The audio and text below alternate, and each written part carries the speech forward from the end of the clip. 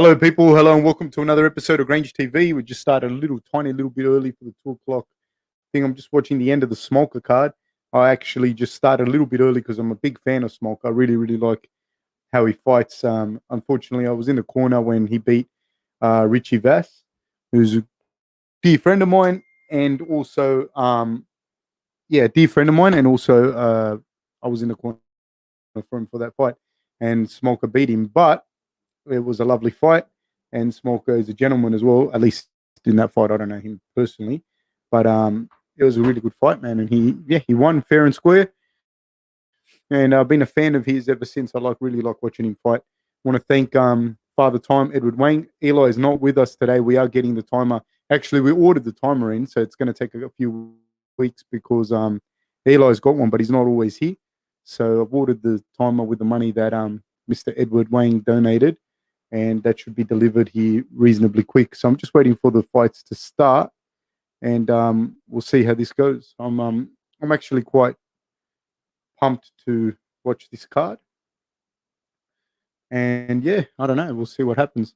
I'm 7 minutes early. I'm usually not this early, but yeah, me personally, I think Hermansson's going to get this done. I think Vettori's it's a funny thing because Vettori's actually but he's also overlooked. So it kind of goes from extreme to extreme. He's a kind of polarizing figure. A very angry man, isn't he? So I don't know there. But I do think Hermansson's a little bit more polished, and he kind of does. He's able to do what he can do. He's able to do it a little bit better than like I think he's very confident in what he does. He's very confident in his ability to get things done with his guillotine and whatnot. Joseph, how are we? Good morning, sir. How are you today? Thank you for joining us. Should be a cracker. I wanted to see this fight. I wanted to see the Till and Hermansson fight, but I think Vettori is, like I was just saying a second ago. Yeah, watching MMA fights, listening to Uncle Fab, and drinking cranberry juice. Life doesn't get much better. No, sir. No, it doesn't. I got my green tea. I don't have 2 tea bags in at this time because that was a little bit overkill. So I had to take it in my hands and not let my wife be in charge of that one because it can get dangerous with me with 2 green tea bags.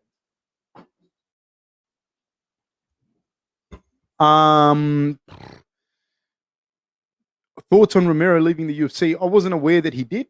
I don't usually watch a lot of the stuff, but I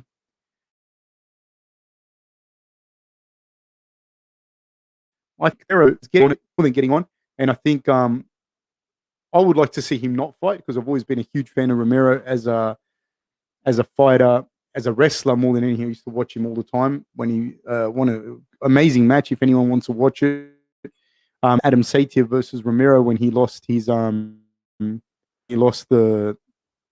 gold medal.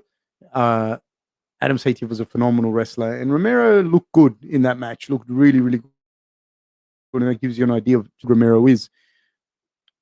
I think it's good. I think it's for the best. I don't know the mechanics behind it, and I guess we'll never know. We'll only know what's been released to us.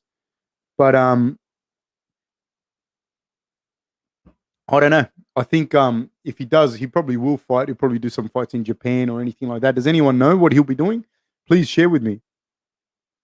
And yeah, sorry if I don't say your name correct. Johans, yeah, he was in a weird spot. So was the unpredictability the hardest thing to prepare for when it came to Romero? Man, it's a funny thing. One thing is preparing. The other thing is, do you have the skill set to be able to actually do the game plan? Because I can say to you, the game plan to beat Romero is A, B, C, and D. I'm not going to be able to do it. In Rob's case, he actually did have the ability to do it, and so yeah, he was unpredictable. But we to concentrate too much on what they're going to do as opposed to what you want your fighter to do. So we'd noticed in the first fight, if we talk about it, the first fight, we noticed that he was open to that front kick to the body, and that's why Rob worked that front kick to the body a lot. We knew that Romero was going to come out very, very strong and go for his takedowns early in the fight. And we knew that we had to get that fight going into the later rounds, and it was one of those fights, that and the Jacare fight were two fights that kind of went exactly how we'd planned it, which is rare, man. Sometimes, you plan it, you do things to the best of your ability, but it doesn't work out. In that fight, it worked out, so yeah.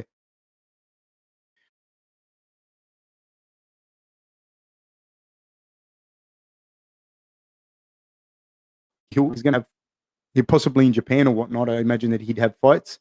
So yeah, he wasn't going to get a title shot, I think. And the way that he fought, man, honestly, you say Steinhofer, how long can one dodge USADA for? Anyways, man, it's really not that hard to dodge USADA. I don't know if you just saw now with Yair Rodriguez. He got he failed in 1 year to give his whereabouts. So when they come, what happens is they come to your gym or they go wherever to your house and they say, "Oh, can I test Steinhofer?" And you say, "Look, man, I'm the coach," and I say, "Look, man, he's not here. Oh, I don't know. He said he was going to be here. He's not here. You know him. He's a crazy guy." Da da da da da.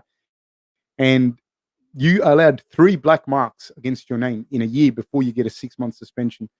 And then there's to clear your body in 24 hours. So you can start to work that out. It's not really that hard. Also, here's another thing. If you train, and I've said this a million times, if you train, like say, for example, in Australia, not in the US, it's not USADA that tests you, it's ASADA under an auspice for USADA. So if you train in a country, I'm just going to say, I'm not going to pick a country because I don't want people to, but if you pick in a third world country, these guys that are coming at you, some of these countries, man, average wage is $50 a month, $50 US a month. These people coming out to test you, and you just, I don't know, you work that out for yourself. These people on $50 a month, man. You're on 250, 300,000 a fight. I'll leave you to work that out for yourself. I'm not implying anything about Romero. I'm not implying anything about anyone. But you're saying, how long can you dodge it? It's not that hard. So it isn't that hard at all. He probably would test positive. He's pretty buff, that Steinhofer. Yeah, so I don't know. I imagine Romero will probably resurface somewhere in Japan or somewhere like that, which excites me. I've heard a lot of mixed things on drug testing. Since it's hard to enforce, do you think the UFC should abandon drug testing and let fighters juice anyway?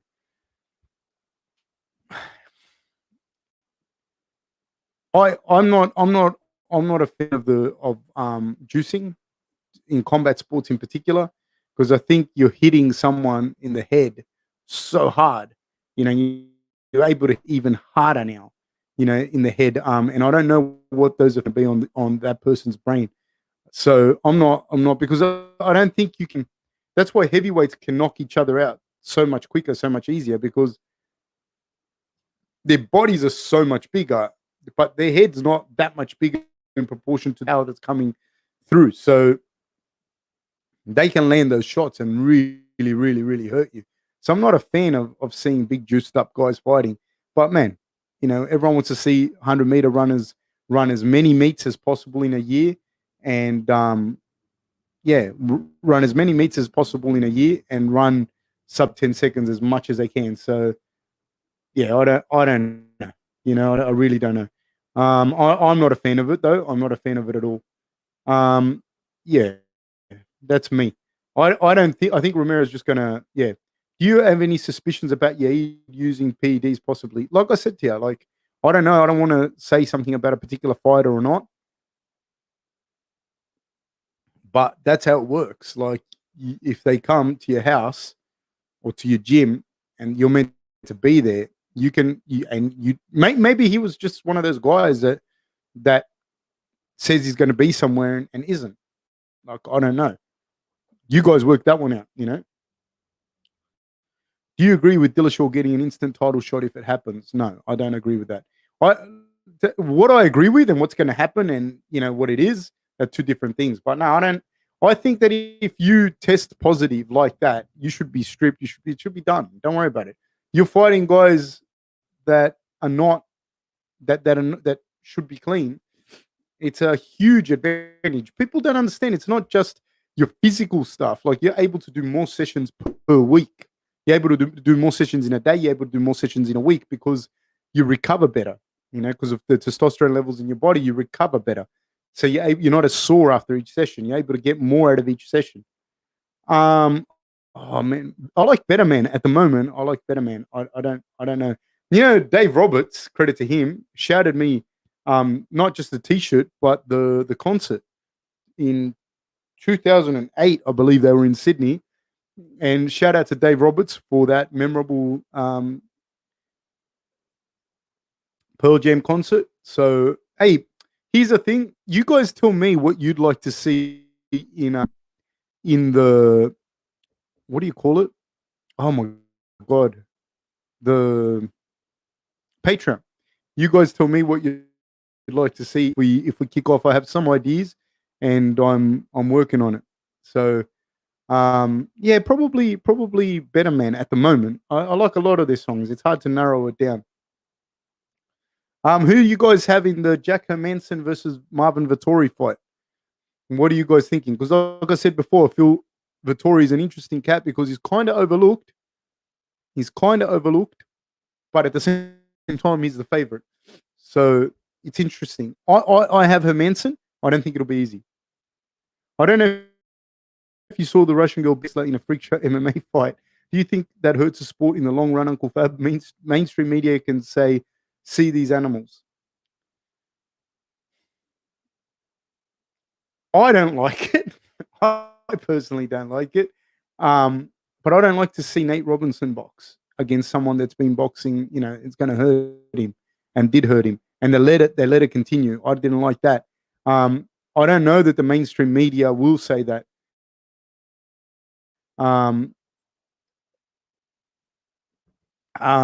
It's not good for mainstream media, if you will, but I think that targets a certain audience, you know what I mean, that wants to see it. Would love to hear more about spreadsheets training organization on the Patreon. Okay. Yeah, absolutely. We can discuss that. I've got to work it out, man. I'm new to all of this, but okay. What I'm thinking of doing, most MMA content have extra breakdown podcasts, maybe something like that would be cool. What I'm thinking of doing, I've got one guy in particular that I've trained since he was a little kid. He went to World Juniors and everything, and I was thinking of doing kind of, I don't know, can you do live interactions like this on the Patreon? And I would do like a live interaction where we break down some of the moves like any other breakdown. I'll break it down on the Patreon, but you guys can ask questions live about a particular move, or even like you said about the spreadsheets, how we worked that out. And I mean, whatever you guys ask, I'll just answer it as best as I can, if I can. And we'll do some of the moves as well. I don't know if that works. I think the odds, I don't know the odds exactly. I would do cooking show. I honestly would. I would do a cooking show for all the young guys out there. Guys being a gender neutral term, but for all the young guys out there that are competing, etc. And you need to you need to like you need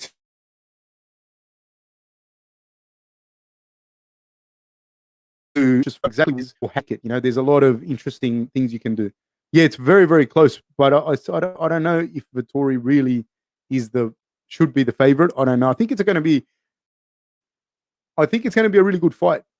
So I'm really interested. Where would you rank how popular it is in Australia? I'd say it's very popular, but it's one of those misnomers. Like when people talk about like it's a fastest growing sport.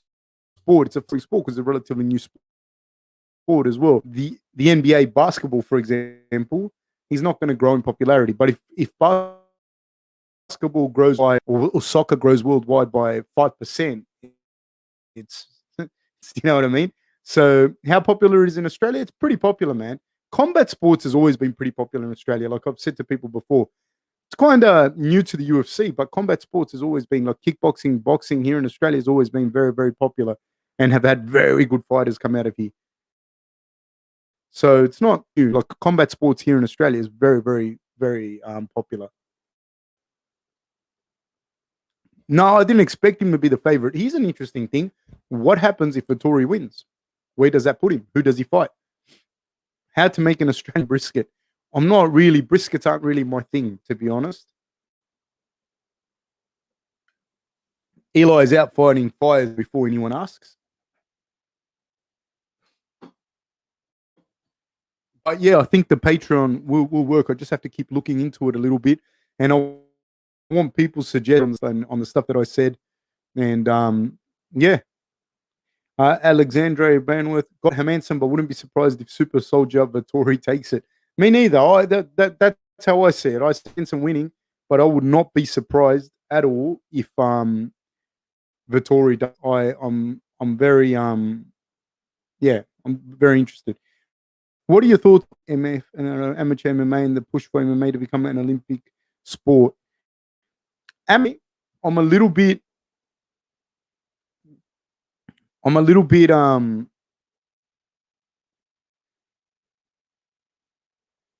don't know exactly how to take it because I'd like to give it some time to see, like give it a couple of years and see where we're actually going to go with it.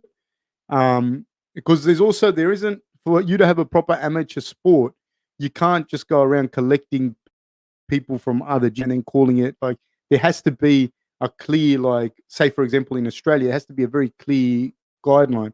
Say for example, you look at basketball or you look at anything that's established, you'd want to see you win something in your local city, you're now representing your local city, and so on and so forth, you know, and then you go into the state team, etc.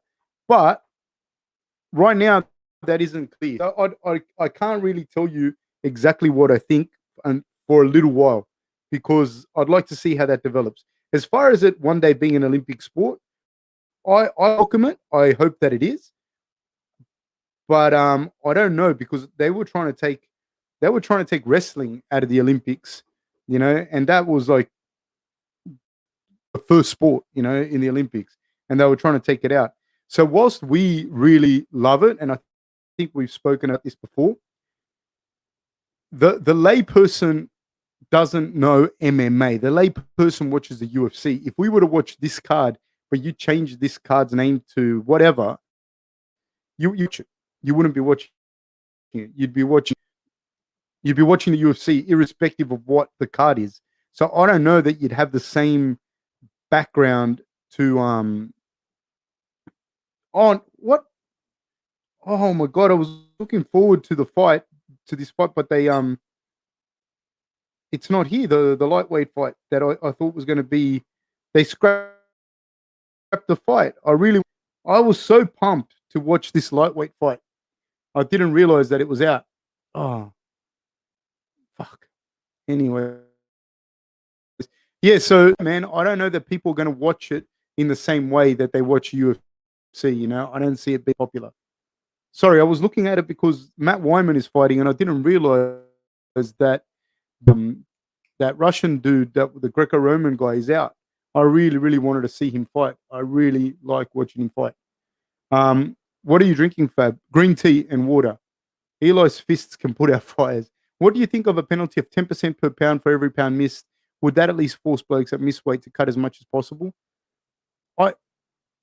Yeah, look, man, I think that missing weight is you didn't agree. You didn't turn up to the fight. You know what I mean? You didn't agree to the stand to what it means. And I know how hard people work to make weight. And maybe if it's that hard for you, you're in the wrong weight division. So yeah, any and all penalties, mate. If Vettori wins, I'll rush him to a rematch with Izzy once he's done with light heavyweight Jones.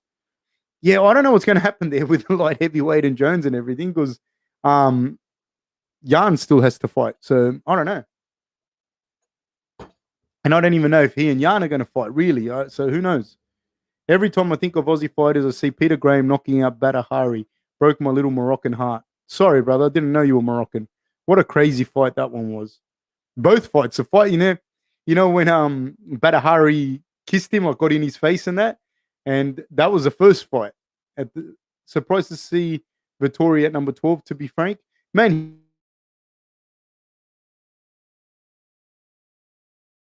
he fight the lightweights from before aren't in this.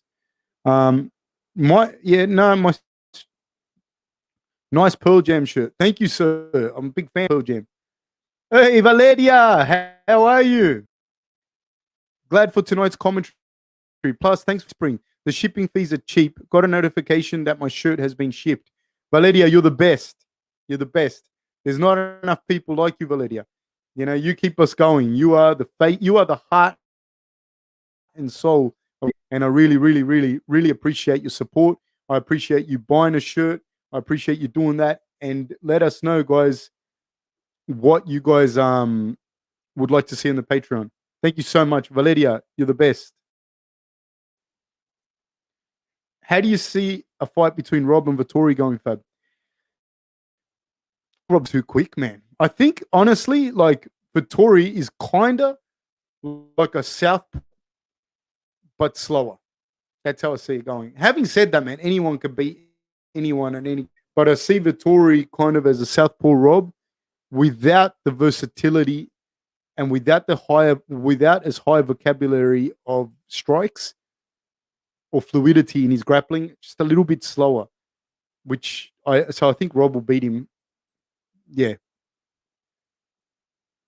Cocktail was it was the inspiration for this. Cocktail, Tom Cruise's Cocktail. Oliver Ekman, do you have any advice for a person trying to lose weight? Also, did you hear that Romero got released from the UFC?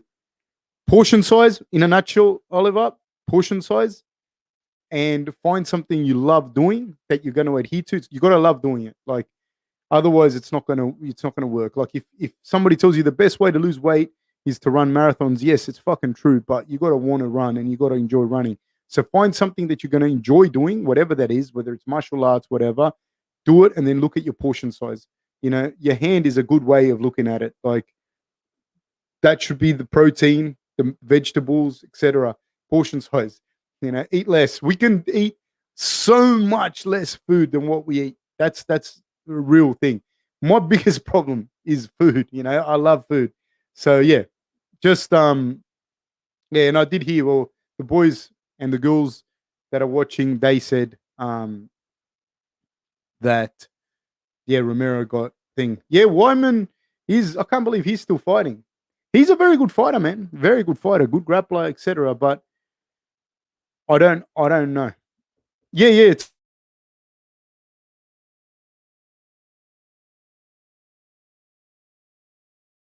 Cocktail. That's Jordan Leavitt. He's a minus 420 favorite. This should be interesting. He's an undefeated fighter, was 7-0. Let's see what happens here. He seems very relaxed. He did a kind of like little monkey thing then. Very relaxed. Wiman looks amped, but man, Wiman, I can't even believe he's still fighting. He's 16-9, 5'10". He's a plus 330 underdog. All right, so I have to lean towards Jordan in this one. Wiman to me, but it's a long, like, man, he's been fighting for a long time. What would you want your nickname in the UFC to be? I wouldn't want a nickname, man. I wouldn't want a nickname. So we're about to kick off, and we're off.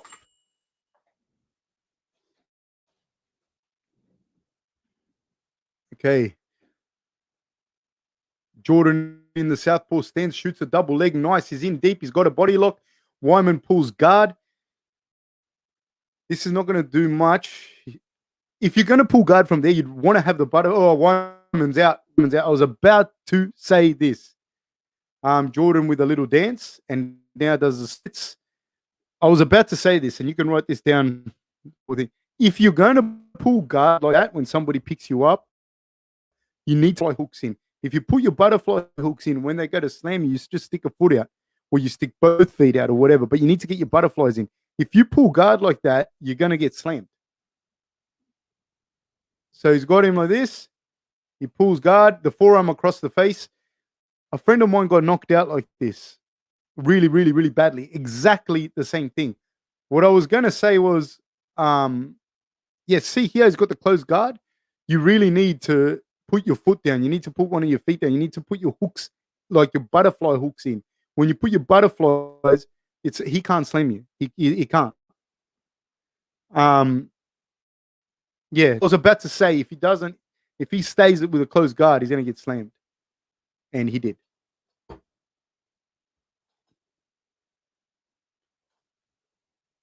Good wrestling too by Jordan. Very nice. Got him really, really, really deep. But just remember that, guys, with the butterfly hooks. That's a big one. Because from there you can watch Mighty Mouse do it. Mighty Mouse does it very, very well. When somebody picks you up and you put those butterflies in, you can even come up an elbow and you can still do stuff. I do agree with you, Jason. I think it's over. How do you put your butterfly hooks if the top guy is standing like that? If you look at the replay, he could have just put his feet down. He could have just stood up. Like, I think somebody said that. He could have just stood up. I don't know what he pulled guard, because the guy's going to frame and slam you on your head. But as soon as that happens, you're better off putting your butterfly hooks in. You wouldn't you just put your feet in his hips. You're very, very well. But you wouldn't even need to. You just put your foot down. He could have put his foot down and he wouldn't have got slammed.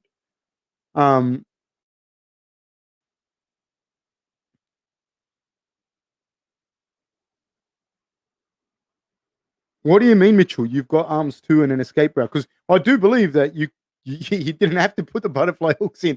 There were a lot of other things he could have done. I wouldn't recommend you closing your guard like that, though.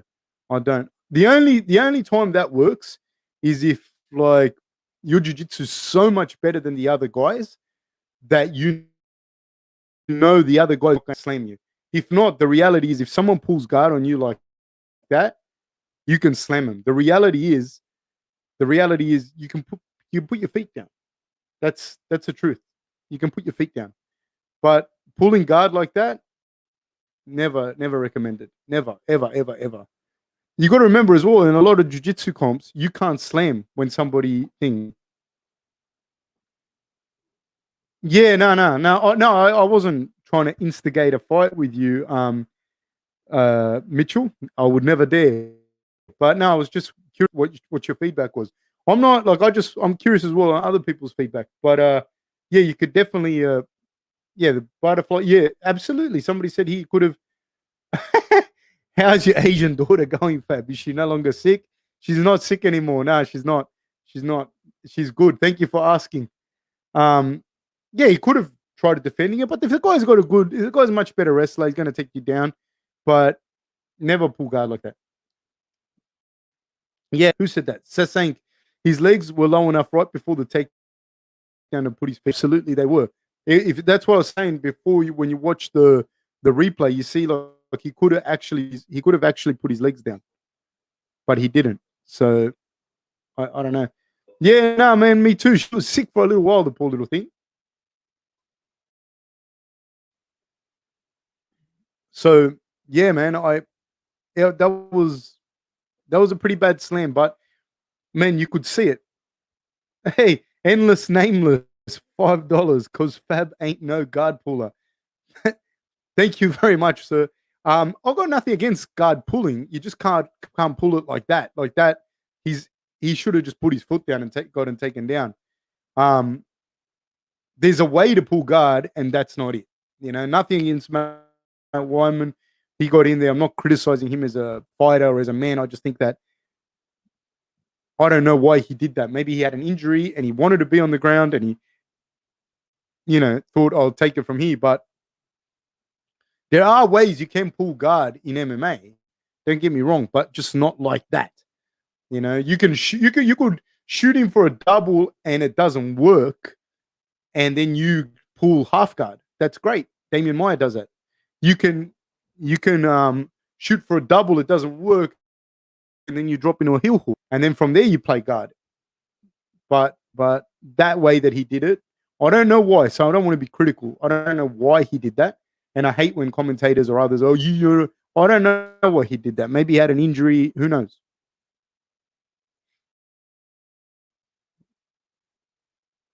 But I think getting a KO from a slam like that shows that his time has come. I don't know, because once you frame there, as you see right now in the replay, once you frame, if you don't get knocked out, I'm impressed. The thing that the thing that gets me is why he put the guard the way he did when he did it. Now you frame like he did, and then you slam him, and maybe it's a pressure on the neck, but more than likely it's a rattling in your brain.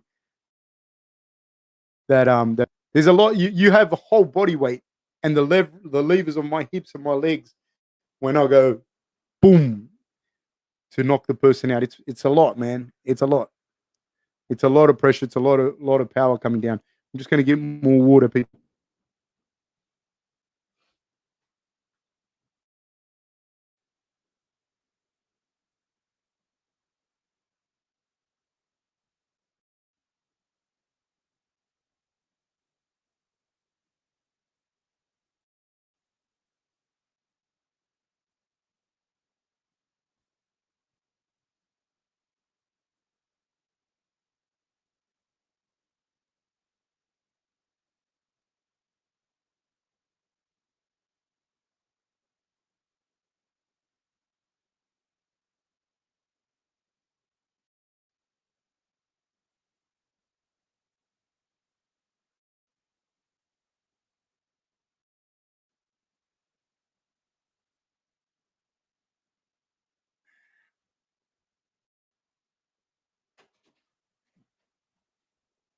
Sorry, people. The Australian heat.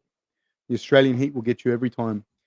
Leavitt feels bad about it, but like Valentina said, if you do not give this type of KO, you will get this type of KO. As always, Valentina is correct. Yeah, I don't think it like I don't know. Maybe some guys really enjoy hurting people, which I'm sure there are. I know there are. This guy did the dirty dancing thing. That's the best. um, it's brutal. It's brutal, man. The way he got knocked out was very, very, very bad. Man, I wanted to see the lightweight fight that was here. There's the guy, the Greco-Roman guy. His name I can't say it, but the Greco-Roman guy from Russia. I like watching that guy fight. That guy can wrestle. Randy, are you working with anyone now? What do you mean? Like with Eli? Like, what do you mean? Please explain, in the words of the great Pauline Hanson. Please explain. Yeah, I don't. Yeah, that was bad, man. That was really, really, really bad knockout. I think what made it a little sad for me was just the fact that he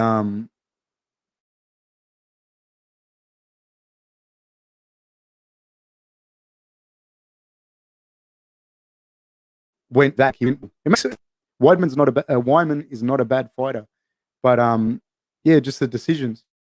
It's lagging for me as well. There's something wrong here. I'm not exactly sure what it is.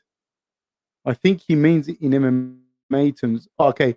Well, yes. So I'll come back. Was looking forward to seeing Evloev too. He's so good. That's the name. Movsar Evloev. He is so good, man. I really, really like it. Thank you, Randy. Thank you, Iron Shin. I'm working with a couple of rugby league at the moment, just helping them with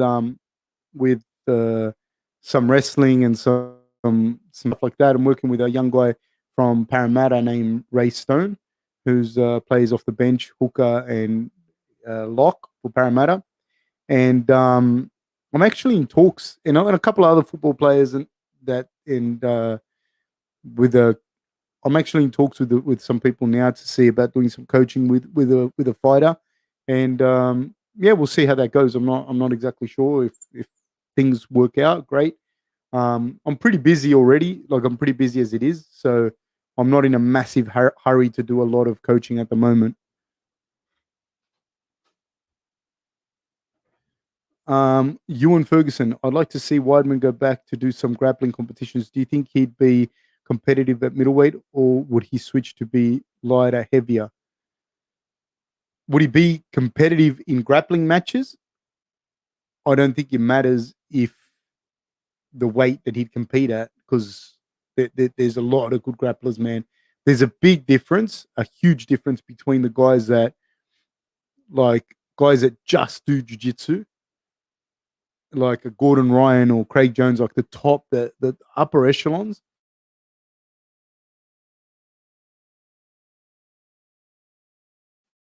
Depending, like Rockhold and Weidman and that will do well. But yeah, coach, who you got between Ferguson versus Oliveira? I'm gonna say probably Oliveira just because he's a little. But I don't know, man. I don't know. I don't know. Um, I think Oliveira is very dangerous in his first 7 minutes, and then yeah, Joseph. No, the Don. Any tips if I get in a street? Honestly, dude, it shouldn't be in a street fight. That's one of my big things. I think if you got in a street fight, you did a lot of things wrong already. Um, so yeah, I would say to you, you have to take all the precautions beforehand. You don't want to be in that position. I think it shows not the best IQ, not the best survival instincts. Um, yeah, so you shouldn't. Honestly, you should assess whatever it is that you're doing, and rather not get in a fight. But if you have to defend yourself and you got no fight experience, man, it's better you just talk your way out of it, apologize, and try and get home safe, because anything you do is going to be bad if you have no fight experience.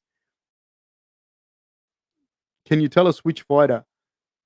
Um, Not right now, because we're just talking. You know what I mean? That's all that's happening. Um, what do you do with the rugby players? Depends on what they want to do. With Ray, we're just wrestling, we're just grappling, and yeah. Hey Fab, what year did you start training BJJ? Probably around 2002, something like that. With just a guy that had a mats in his backyard at the time, and he did some like it wasn't even BJJ. He did some grappling, and got got together with them. But I started wrestling in 2000, and I wrestled more than I did BJJ. So I wrestled from around 2000, around then. But I'm no great grappler. I'm not anything amazing. I Ray Stone is a gun. Cool. He's a very talented kid. I worked with him when he was playing SG Ball. They had a really really good team. It was a very very rough year that year. Like there were a lot of good players in that league. Daniela Paseka was there. Latrell Mitchell was playing for Roosters. Uh, I'm just naming a few guys. Lucan, who's playing for the Wallabies.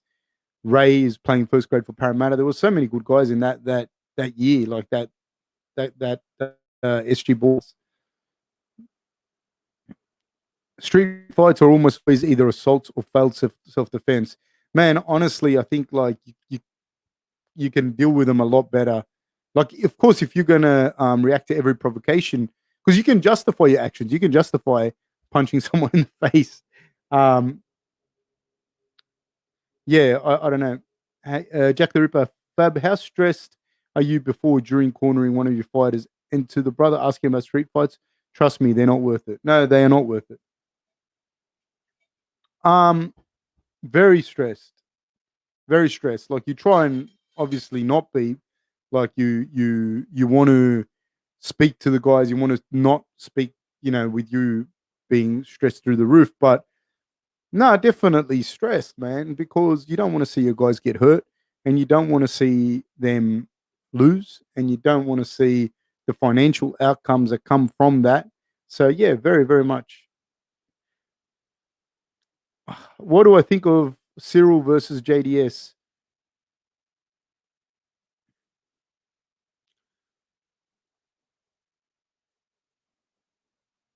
I don't know why, but something tells me Cyril. What do you guys think?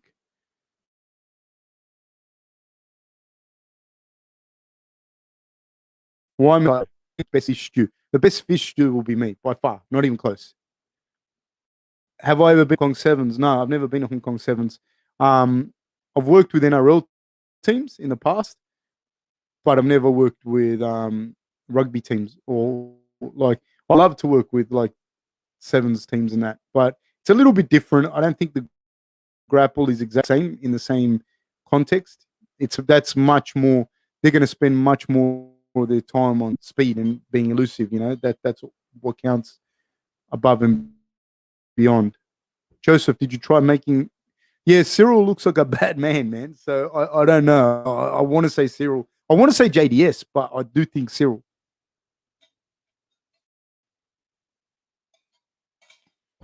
So now we've got some light heavyweights. So it should be some good action, some big shots. Oh, you're in Toronto. The dexterity wise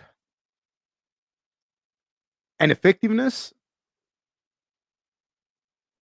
I like Thompson because his kicks come out of nowhere and from the same chamber. Like you don't like he's standing like he's in his stance, and the kicks can come from any angle and any at any speed at anywhere. That's why I think he's one of the best kickers that I can think of. Pettis is quite a good kicker as well. Um, Israel's very effective with his kicks, very very effective. Um, Aldo had tremendously effective leg kicks. Uh, but right now, yeah, I'm trying to think. There's a few guys that really knuckle down, but best kicker overall, not just like a particular good leg kick or something like that. I think Thompson, he's just got hands for feet. Yeah, the internet lagging is bad. I don't know why it's doing this. I don't know if it's just me or you or who, but it's the the the thing is lagging for me a little bit, and it's shit. I don't like that.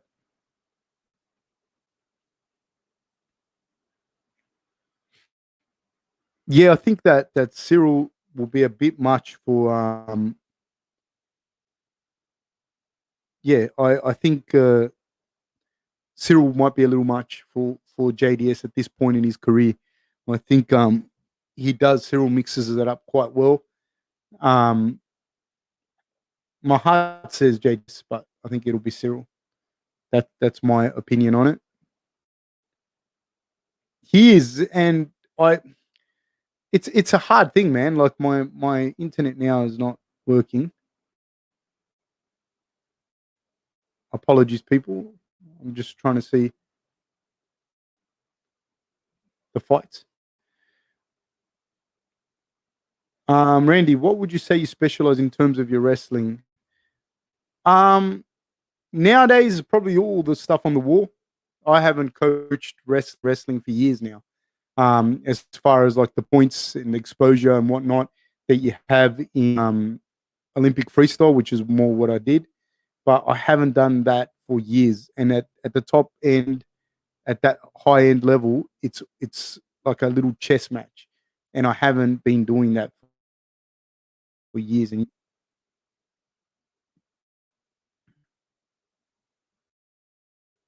also does a switch stance advances where he shows so many with JDS's tendency to back himself to the fence and panic.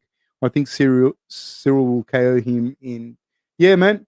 I don't know that he panics, but he's just that's the way he fights. He's kind of a counter striker. He's an ex world champion. Like he's got his game.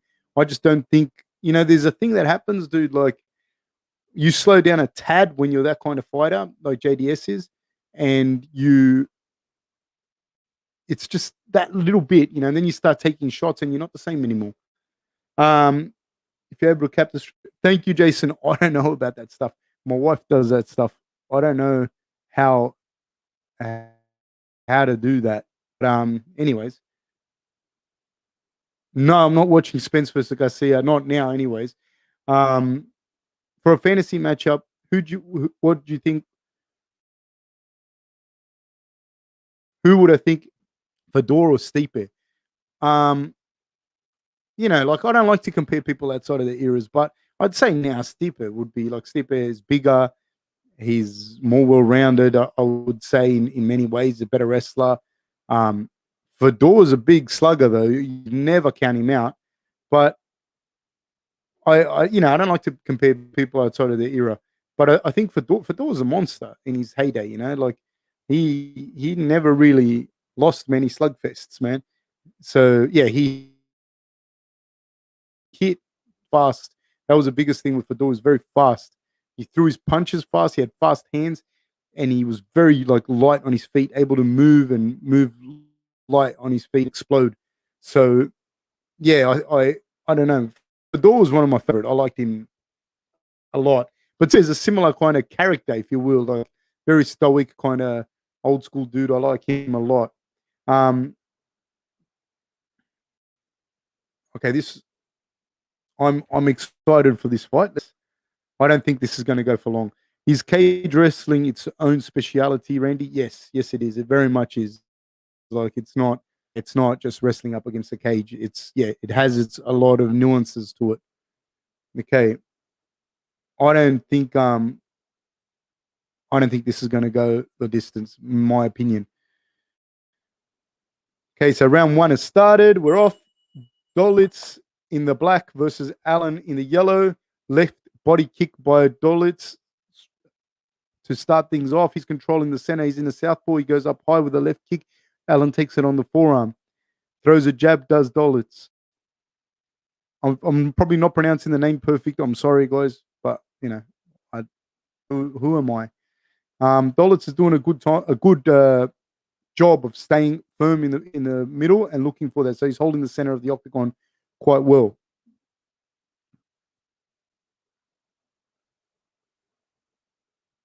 Both guys are very tentative of each other. They're pouring at each other, throw kicks, and an exchange of punches. A body lock by Dolidze. He's Allan spun to guard. Dolidze wrestling's higher level. He's looking for that Dagestani handcuff. And this wrist lock, he may get to hold the wrist down. So he's on top here of Allan. Gone for a Kimura, but that could see there's a very smart by Allan there, but Dolidze could have gone for an arm. When they go for the Kimura and you step around like that, you can go for an armbar as a counter. Allan seems to be quite good. He seems very comfortable off his back. Dolidze standing over the top. Wings with a right hand and misses. Up kick by Allan. Allan's very off his back. Throwing heel strikes to the thighs and to the calves. Dolidze has now taken control of one of the legs and dived back into the guard, and now he seems to have gone for an Achilles lock. Allan's defending it quite well. It's changed to a heel hook. Allan's not defending it now. He's not. What he wants to do here is try and point his toes and extend out of this. And he's rolling with it, but the cage is not going to be his friend. The cage is not going to be his friend here. He's got a lot of torque there. If his knee bends, it's going to be worse. But he wants to get his knee out of there. He got his knee out. Very good. Now Allan has to start being a little bit careful. I like that Dolidze did this. Dolidze is a bit of a monster. Nice leg kick by Allan.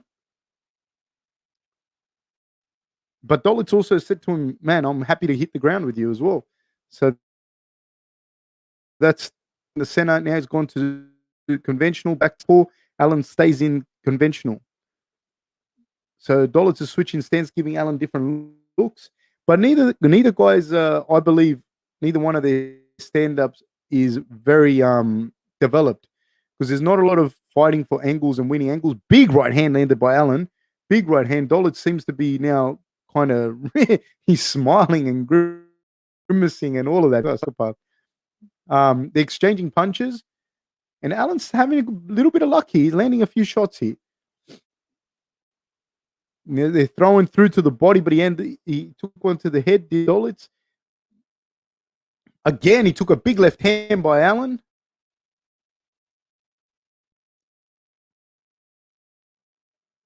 Jab and a right hand landed by Dolidze. Woo. Left kick to the body by Dolidze. These guys are very evenly matched. Very evenly matched. They exchange a pair of jabs. Dolidze keeps changing his stance from southpaw to orthodox, and he steps into the punch. See that? But he a couple of times he's felt the sting of Allan's punches, and he has not liked it. Inside low kick by Dolidze. Combination thrown by Dolidze. Left hand landed. Now he's standing in. He's gone back to southpaw now. They're pouring at each other with jabs. Allan's moving, bouncing, but neither one of these guys is cutting angles or cutting off the cage. It's a great fight. I'm enjoying it a lot, and a great battle on the ground. That was very, very impressive by both guys. Now Allan's working Dolidze back towards the cage. Uppercut landed there. Allan seems to be hurt. Great sweep by Allan. But Dolidze, he went for a heel hook, then for a calf slice. Deep guillotine by Allan. But Dolidze did a good job in seeing. He's not going to get this. Is Allan? Great work by both guys. I like it. And Dolidze keeps controlling those legs, and he looks like he doesn't mind a leg lock or two, does Dolidze. Allan's kicking at the legs. But Dolidze is standing. I think it's a very close round, but this is the problem. You finish like this, it goes to the guy that was standing, and it was close. I don't know. I'll probably give that to Dolidze, but it was a close round. I wouldn't be surprised.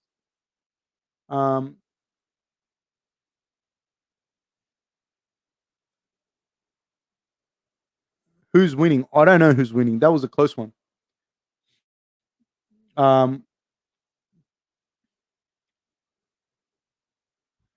Did you say that you specialize in cage wrestling? Are there places that teach that specifically? Any MMA gym would do a lot of cage wrestling. Any MMA gym. Any predictions for Figueiredo and the Mexican guy? Brandon Moreno. I think if Figueiredo can't take him out of there early, this second weight cut's going to affect him, and I think Moreno's got a chance if it goes past that second or third round. I think Devison's a very big guy for that division, and he's missed weight before. We're off, people. We're off. They touch hands in the middle of the octagon. Now Allan has switched to southpaw, and Dolidze has gone to orthodox. Dolidze lands a good kick to the body there, but they exchange jabs. Allan seems to be working quite well. He seems to be bouncing. He seems nice and loose on his feet. But again, low shot here. Dolidze landed a low shot on Allan. High five to Herb Dean. High five to Dolidze. High fives all around. Outside kick landed Allan.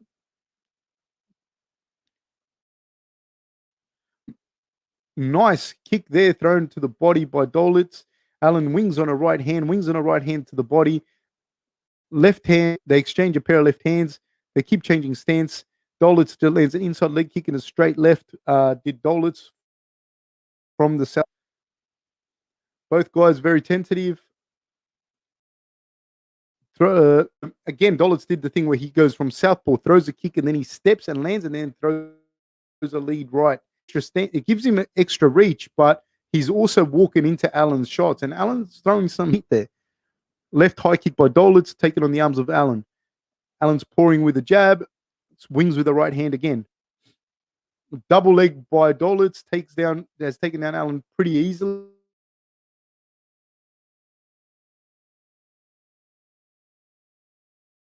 Deep half guard, but didn't get it then. The side control here by Dolidze, and he's looking. Allan is trying again. He's got him back. He's got him back in half guard, but this is not going to help him. Dolidze is a superior position. He's controlling the shoulders, and he's not going to be able to get up onto his. What Allan wants to do is get up onto that right shoulder. He wants to get up.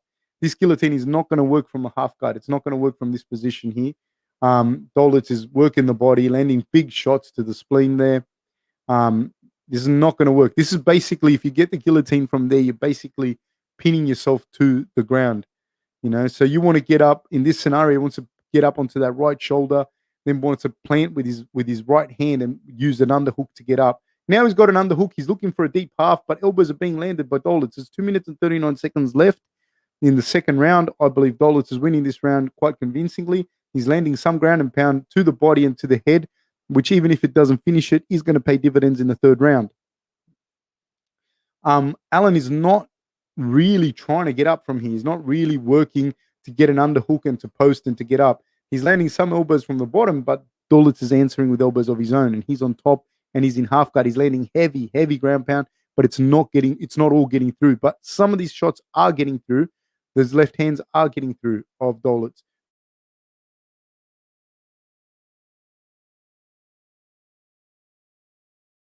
Dolidze is again looking to go to a deep combination, little battle there for half guard and deep half and passing between both those here. Whenever he goes to pass, now he's passed his inside control. Guillotine's going to do nothing for Allan. Allan's not going to be able to sweep him, and Dolidze has got a very, very good base. Allan seems to have slowed down quite a bit. He's regained a version of half guard here, but Dolidze doesn't half guard, and Allan's not being very, very effective in moving, getting an underhook, posting, and getting up. I think in the third round, we're going to see bigger shots landed by Dolidze because Allan's starting to fade a little bit, in my opinion. And on the ground, which is where Allan looked good, he's getting held down and dominated by Dolidze. And this is really wearing him out. Nice ground and pound as well by Dolidze. I'm impressed by it. But Allan is staying flat. You cannot stay flat. He needs to work for this underhook with his left arm. He needs to work that underhook, get up, post on his right hand, and start working that half guard to get up. He can't stay there. You're going to get beaten up. Allan did a very good job of pressuring down with his hips and flattening him back out. Good head control there. So he posts on the head and then drops the elbow. Very, very nice. Very, very nice. Very good ground and pound. 34 seconds to go. This is all Dolidze this round. All Dolidze. Again, Allan is not looking to get up. He's not looking to improve his position. He's not looking for that underhook. And Dolidze goes one more time for the heel hook and outside heel hook.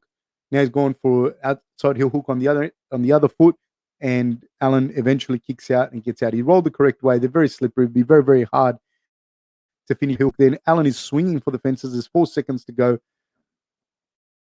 Overhand right landed by Dolidze. I give that round completely to Dolidze.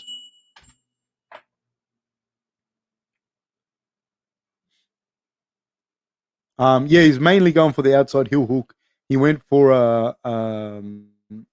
Achilles lock first, but more often the outside heel hook. Can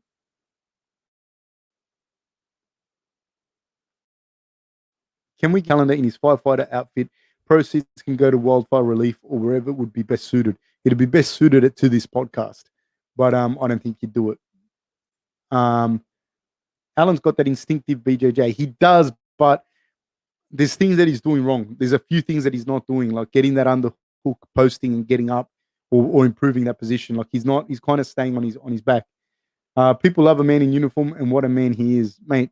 There's not enough people like Eli. I tell you, Dolidze had the better of the sub attempts, but the stand up was close. Yeah, I agree with you. I do agree with you. I think Allan had the better. He was doing better on the feet than he was on the ground. I do agree with you on that. John A., I want to fight Mark Hunt. Can you help me? Nah. We're off, guys. We're off. They touched hands. Dolidze and Allan. They're in the center here of the octagon. Dolidze is holding the center. Dolidze in the southpaw. Allan in the orthodox. Right hand just misses by Allan with a left high kick by Dolidze. and both guys seem to be a little bit fatigued. Inside leg kick landed by Dolidze. Allan, I believe, is going to throw this big right hand. He's paused with the jab, paused with another jab, and he's looking for that right hand. But they're not really cutting angles and working each other off. Like they're kind of following each other around the ring. They're not cutting off the ring. They're not cutting off the octagon. I'm sorry. Yeah, I got it. I got it. Both rounds to Dolidze. To be fair, jab landed from the southpaw stance. Both times landed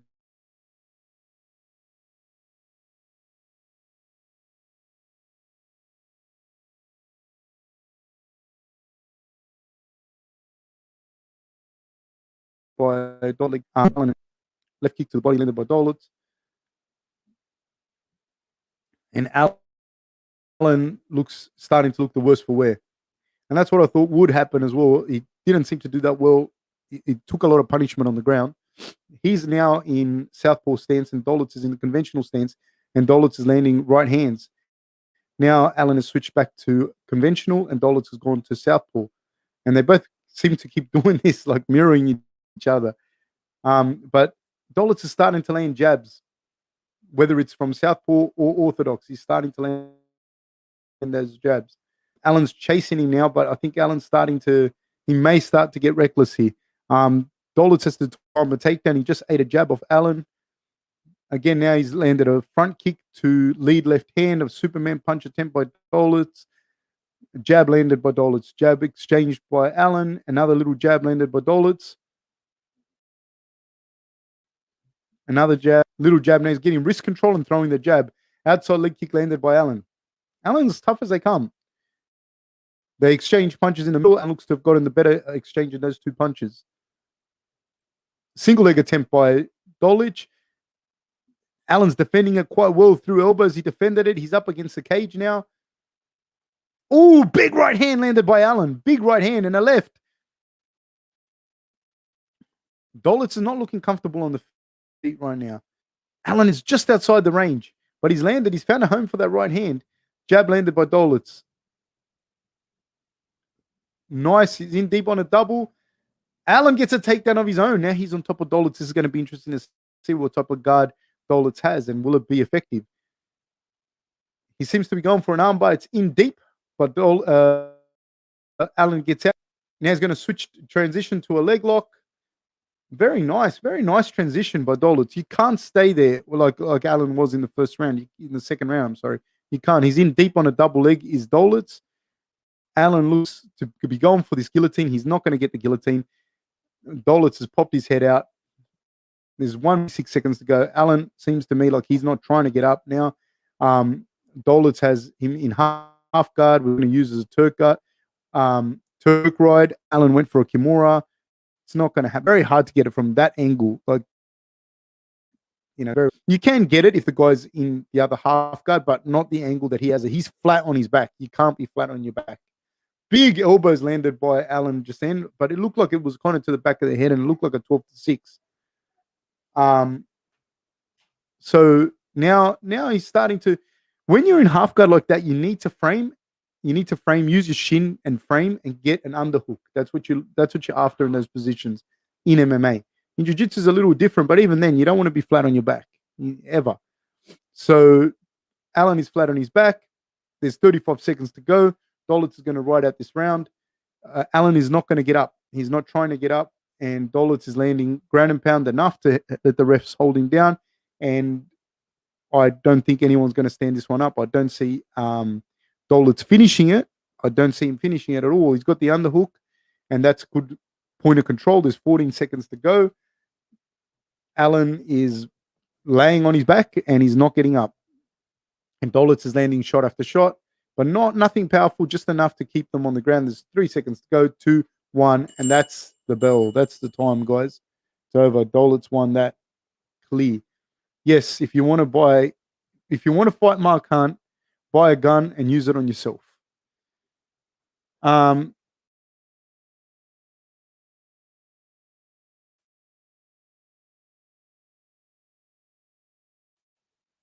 You stream is man.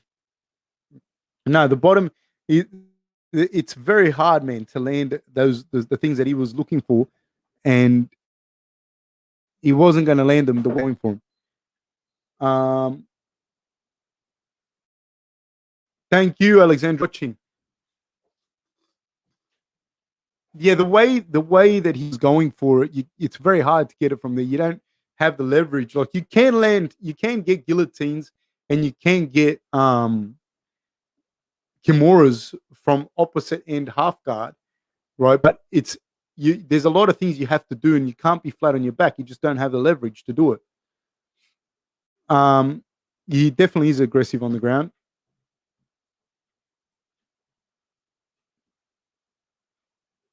No, I'm definitely lagging. I'm sorry. I don't know. I don't know why. I don't know why. My apologies. Kangaroos on PEDs. There could well be, mate. There could well be. Um, yeah. So that was an interesting exchange there. I'd be very, very, very, very surprised if the judges gave that to Allan. I have Dolidze winning that clearly. So I don't know. I don't know if what the judges see or what they're thinking, but yeah, I don't know. I'd be very, very surprised. I'm really pumped for this. I'm really, really pumped for the main event. To be honest, Dolidze got his 3-0. Did he do anything wrong on those leg attacks? Um, I don't think there was anything like wrong. But to me, they weren't like clamped down. Like if you see someone like a Craig Jones go for a leg lock, he doesn't even have to use his hands. They're so clamped down by with his legs, he can create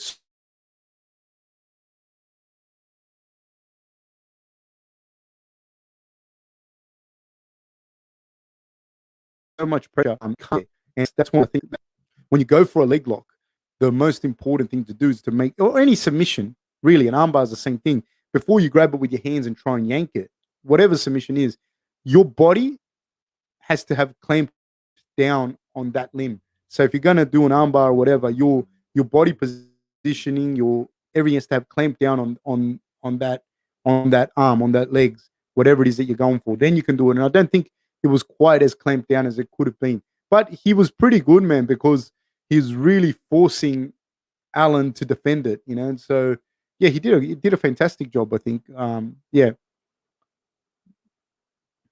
What's your prediction for the main event?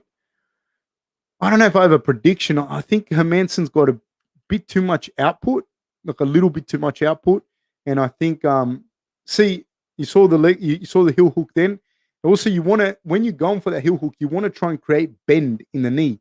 So maybe hip escaping towards the guy's bum is important as well. Um, so yeah, that's that. I don't know. Like going back to your question, Rick James, I don't know that I have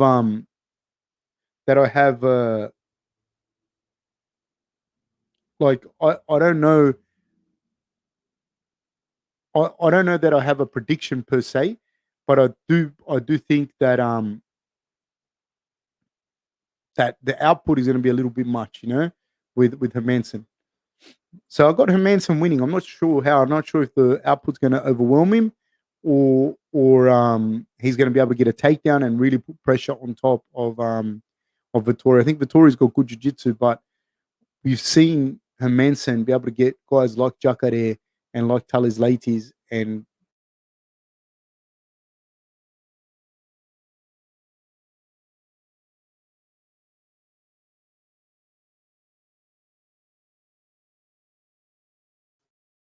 go to the grooming as good as in.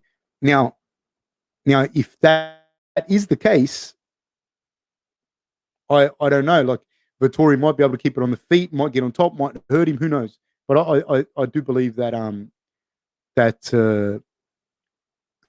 Hermansson's going to win. I'm going to try and fix this internet, guys.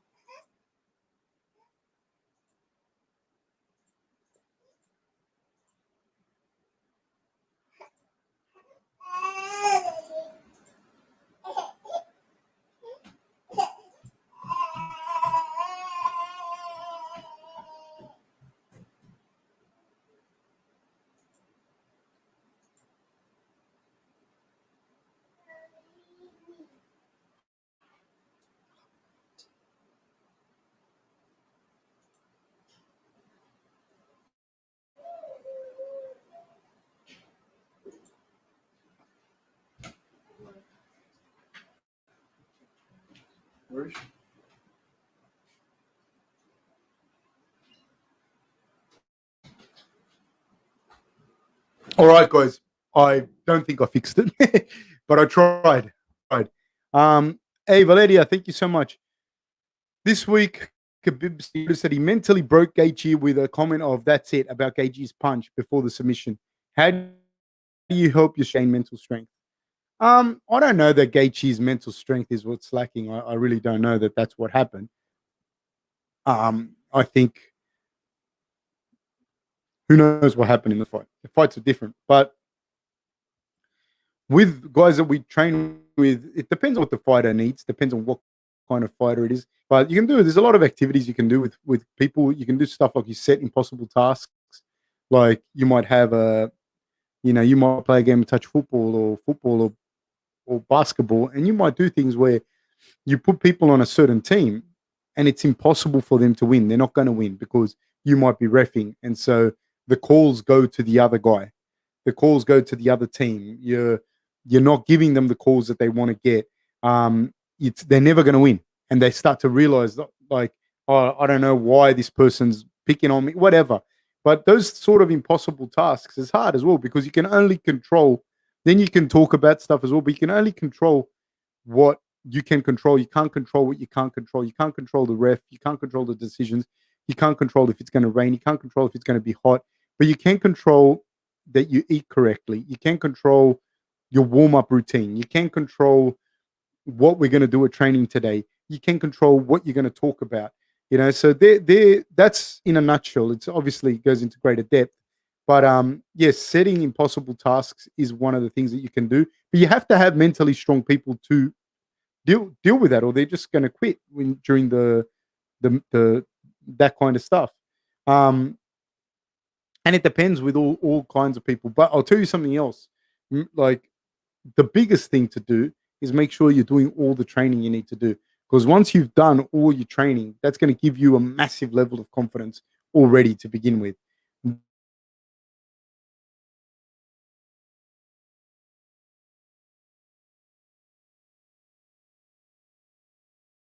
And we can, because every podcast should have a Valeria.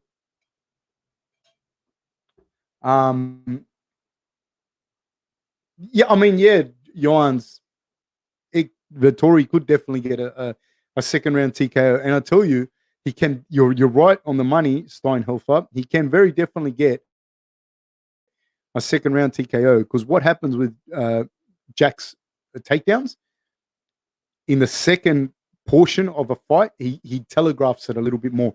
He's not traditionally a freestyle wrestler. He's a Greco-Roman wrestler. And I love Greco-Roman. That's why I fucking wanted to watch that lightweight fight. I love the Greco-Roman guys. It's very, very he starts to telegraph it. It's not a natural movement for him to shoot that double the way that he does. He's very good in the clinch. And Greco guys, that's what they do. They off balance you, they wear on you, they pull on you, they push you, they move you, they hold you up against the cage. And if it's MMA, and their clinch game is just all day. That's why he wears you down. Guys like Randy Couture as well. Greco-Roman guys, if you get to watch good Greco-Roman guys in MMA, it's really like a thing of beauty because they're so good at just dragging you around and just hanging off you and off balancing you. And so people sometimes they can't appreciate it. And all you're doing is trying to stay on balance against the cage, or in the clinch. People don't really understand. Like when you watch, Weidman's got really good clinch, really, really good clinch. And I think he wrestled a lot of Greco as well growing up. Matt Lindland, another great Greco guy. When those guys grab a hold of you, Dan Henderson, if you stay standing, good for you. Because but just stand, yeah, he could very well catch him on the way in with a nice little uppercut. Could Vettori, absolutely in the second round, yeah, 100%. Valeria, endless, nameless, and having appreciating YouTubers on a whole new level. Thank you, Valeria. Thank you so much. How bad is it over there? How bad is it where you are with the whole lockdown and everything? Endless, nameless.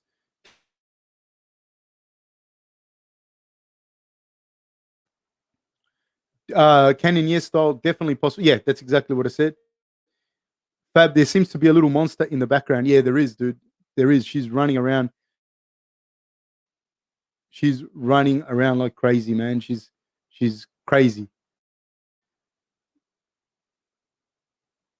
No, I haven't seen his YouTube channel. I haven't seen it. I I like what's his name? I like Hermansson a lot. I really do. Uh, can you speak to us in Spanish, tío Fab? Sí, les puedo hablar en español, claro que sí. Rick James, Valeria is a great supporter of this channel, man. Honestly, Valeria is the best. You and Ferguson, thank you so much. Thanks again for doing these so regularly. Best wishes. I don't know why I can't put you up. Ah, thanks again for doing these so regularly. Best wishes to you and your family. Eli's too, of course. Amen. Thank you guys. Thank you for the support. Thank you for watching. Thank you for helping out. Thank you for donating. Please like and subscribe. Hit the notification bell. Really, really appreciate it. It means a lot. And anything that you guys do helps support the channel. Man, it's massive. And thank you.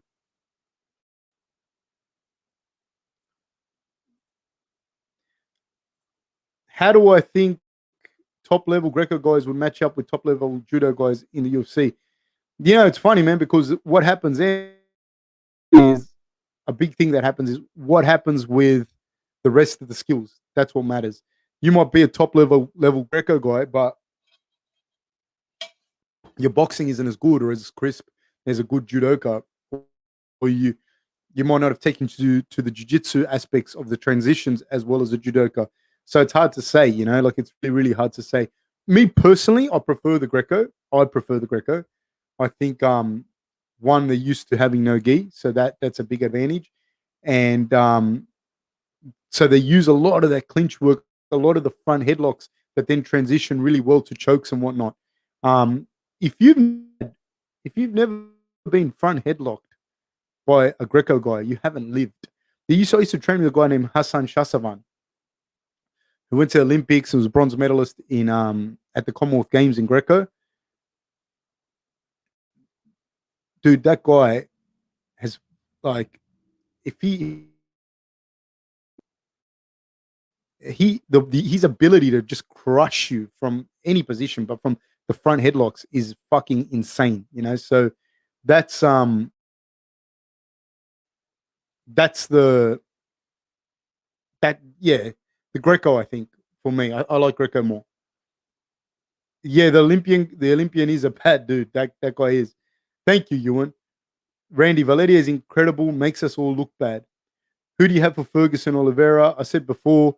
Um, I think Oliveira. I think depending on Ferguson, I think Oliveira is very dangerous in the 7 or 8 minutes. After that, I think Ferguson could do it. So it's not. I don't think it's hard to give a prediction, man, because who knows. But like I said, if it's early, I got Oliveira. Once it starts to get slippery and blah blah blah, I start to favor Ferguson. My heart's with Oliveira, but I think Ferguson can do it if he gets up later. Greetings, Fab. Who you got in the main? Like I said, again, one of those things. I can't just give a blanket statement. It's this person or that person. I think Hermansson, if he can put the output and the takedowns and the pressure, but if he starts to get sloppy with his takedowns, Vettori could well easily finish it. Uh, Greetings, Fab. Who you got in the main event?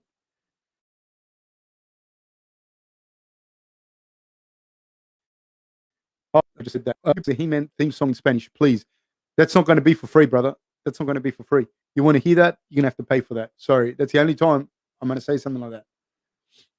I'll pass on the Greco headlock, but thanks anyway, coach. Dude, it is fucking brutal. I'm telling you. Any of their front headlocks, like their ability to create pressure is like nothing else. Judo's a fantastic sport as well. Got a lot of good, but Greco is different. It's different. Different to use the front headlocks and tie you up in a front headlock, tie your arms up. They're very used to it. Judo is different. They need to change it quite a bit to go to MMA. But there's fantastic judoka as well. You know, like guys like Fedor and what a whole bunch of other guys that come from a judo sambo background. Do you think we'll have to accept that Ferguson is just not as good as the masses think he is? I don't know how good the masses think he is. I think he's very good. I think he's very, very, very good. I just think that the fight has to go a certain way for you to be able to see him be Ferguson. You know what I mean? Like with that fight against Dos Anjos, man, he looked really good. You know, so I think there has to be certain things that happen in a fight.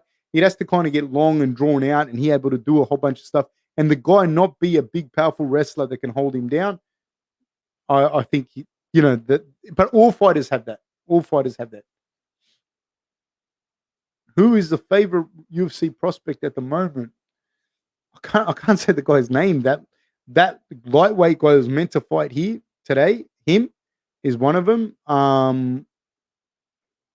Peter Yan was. I'd called him Peter Yan. I called him as as a a champion. I said that before.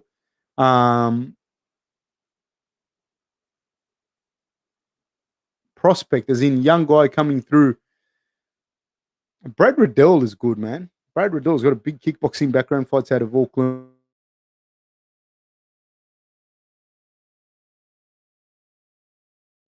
Fights out of kickboxing. He's really, there's a few other guys. But off the back of my from the back of my head, like that, just cold like this. And I know there's going to be 10 guys coming to my mind as soon as I think about something else. But yeah, did you see the Marco Manson front headlock guillotine when picks a guy off his feet? I haven't seen one in particular, but I've seen a lot of front headlocks that are fucking horrible. Tony Ferguson is a spectacle to critique. He has extreme lows and extreme highs in every match. And that's what I mean. Like when that chaos starts, like it's very difficult, man. Like that's what he wants. That's what he likes. He wants to extend the fight. He wants to hit you with elbows and cut you, and you know, fight from the bottom, fight from the top, cut you up from the bottom, cut you from the top. That's what he wants. That's how he fights. And so it has to go that way. If you got a guy that he is not going to let you create that chaos and have space and play, then they have a much better chance of beating Ferguson. Charles Oliveira is similar to Ferguson, but I think Ferguson may be a little bit more durable, or was. Andre Banworth. Yeah, Brad Riddell is a fucking monster, dude. That's probably one of my picks as up and coming. You know, I definitely think, like, I think Jamahal is what he is, you know. Endless, nameless. What's the key to a good sit out? Getting stuck in front headlock is never fun. I think, my opinion, when you go to sit out first, I think you should try and look at arm dragging out and creating space. Because if somebody has you in a front headlock and they know you're just going to sit out, it's hard as well. If the guy's got a good front headlock, some people are not. You're not going to be able to sit out because if they have enough time and space, there's ways to cinch on that front headlock. So I would say try and arm drag out, try and create a little bit of space and a little bit of unbalance the person.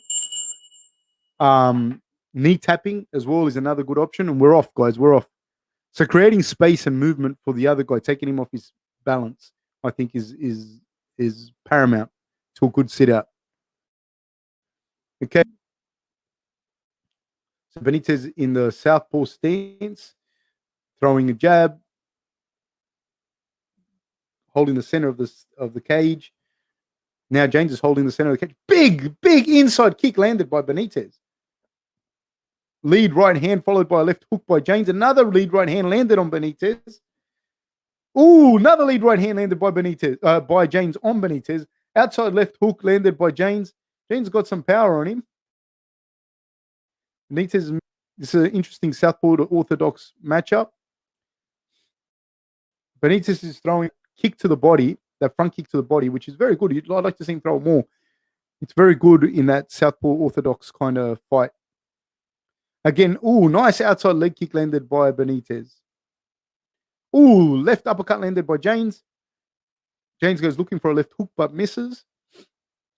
Jaynes holding the center of the octagon quite well. Keeps Benitez's nice punches, but quite elusive by Benitez to get out of the way. But see, neither one of these guys cut it. Now Jaynes is starting to cut off the cage a little bit, but I like to see guys cut off the cage. I don't like to see people work so hard for these kind of positions. Left rip to the body landed by Jaynes, and then give up cutting by not cutting off the cage. Another nice kick landed by Benitez to the legs of Jaynes. And we continue to see this being a southpaw orthodox battle.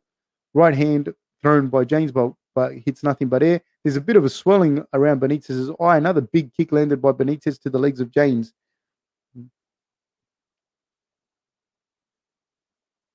Nice power shots by Jaynes. Benitez throws a 1-2, but goes missing. Throws another. Oh, that looked like it might have hit the body of Jaynes. With a left kick to the body. See, they're not cutting. Jaynes is not doing a good job as a shorter fighter. He's definitely the bull to Benitez's matador. He's not doing a good job of cutting off the cage. Benitez throws a straight left down the middle. Inside leg kick landed again by Benitez. Pause with the jab. Another jab by Benitez. Lead hand. Ooh, nice uppercut on the way in. Benitez catches Jaynes. Lead right hand. Doubles up on the lead right hand. Does Jaynes. He's had a little bit of success with that, has Jaynes. Left kick missed by Benitez. May have been an eye poke here. May have been an eye poke.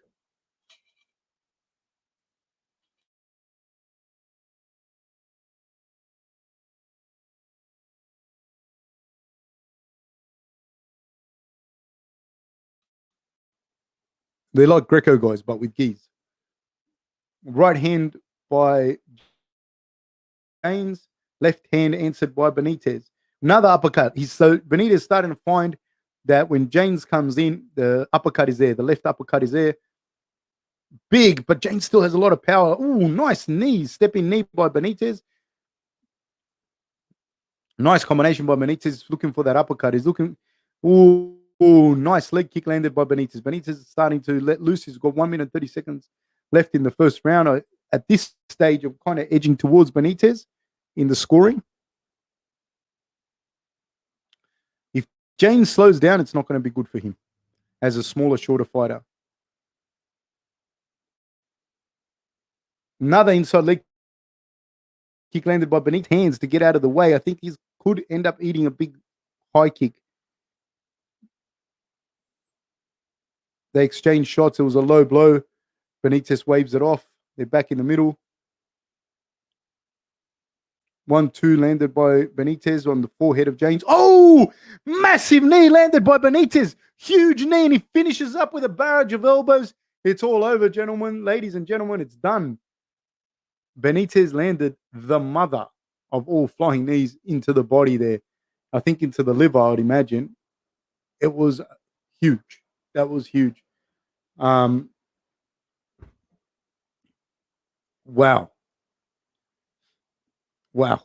That was a nice knee. That was a very, very, very nice knee. Very, very big knee. Oh my God, that was a huge knee. To the body too, man. That would have hurt so much. It would hurt so much.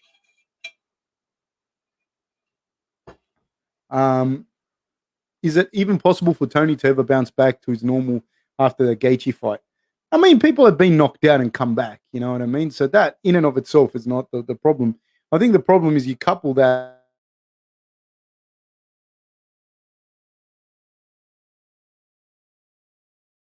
with straight to the liver. Oh my God. Look at that. Bang. That much. The reason it hurts so much is the liver's a solid organ like the spleen, but the liver's so much bigger. You know, so it bruises. Kidneys, spleen, liver, they bruise. They don't. If you hit in the stomach, you might get winded, like you lose your air, but it doesn't keep hurting the same way. When you get hit like the liver, it's a massive organ and it bruises. Yeah, so no, I do think he could, but I think he's had a lot of injury, a little bit older. You know, it's a little bit harder for him to just bounce back per se.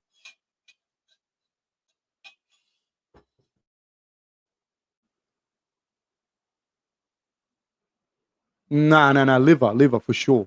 That was a liver, I think. Anyways, I know we've passed kangaroos, but I just want to know if you'd recommend trying to grab a strike with one in self defense, of course. Nah, nah, man, they're stupid strong. There's a video of a guy like a big, but he's a big dude, and he punches a kangaroo. But man, they can kick the shit out of you, man, and they got claws in that too. And like, man, they kick hard. They get up on the tails and they kick the shit out of you. Like a big red or an Eastern grey, like a big Eastern grey, will kick the shit out of you. Yeah, man, that was like I haven't seen a knee like that to the liver like for a long time. Man, if you ever been hit in the liver, like your body just it just shuts down. Like you want to shit yourself and cry. Like and it hurts. It's like I can't explain to you. Like when I say it hurts, but I mean it hurts. Like you stop and you think like, no, I'm okay, but you're not. It just kind of shuts you down. It was it's it's pretty bad. It hurts a lot. It's a solid organ. That's the big problem there. Thoughts on Yoel Romero leaving the UFC and where he could go next? Any stories of him? I like Yoel a lot. I was in the bus with him and Rob when they took that photo together before their fight. Um, Man, he's an interesting character. I do have some stories I can't share, but he is an interesting character.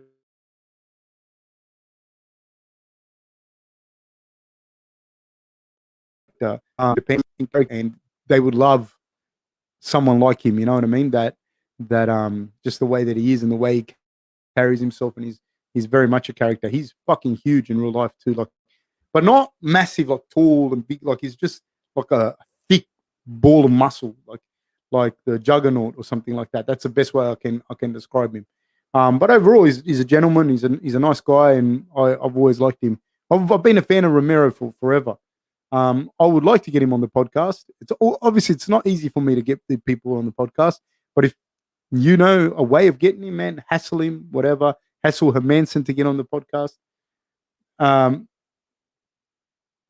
yeah, absolutely, Whitman. That's 100% true. With what I can't hear what Whitman said, but that's one of the things that we noticed as well, that Benítez was landing those kicks to the back leg, and he had the range to do so with Jaynes being the smaller fighter, the shorter fighter.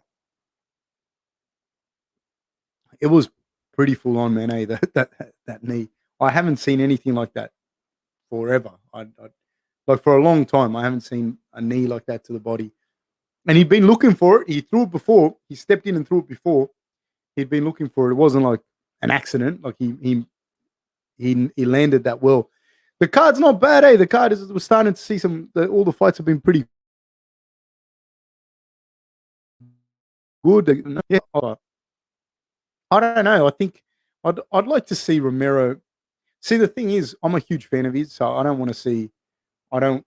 I don't want to see him keep fighting into his 50s and that. But I don't. I think he's lost quite a lot of steps already. But man, he'll probably go into pro wrestling or something. Who knows, man? Who knows? That guy. Imagine him in pro wrestling. Imagine him like WWE. He'd be jacked. He'd be massive, huge, and doing whatever he'd be doing. Like it. Probably would, eh? He'd probably go to WWE and be a baddie or something, or be a baddie in a James Bond film or something. Who knows?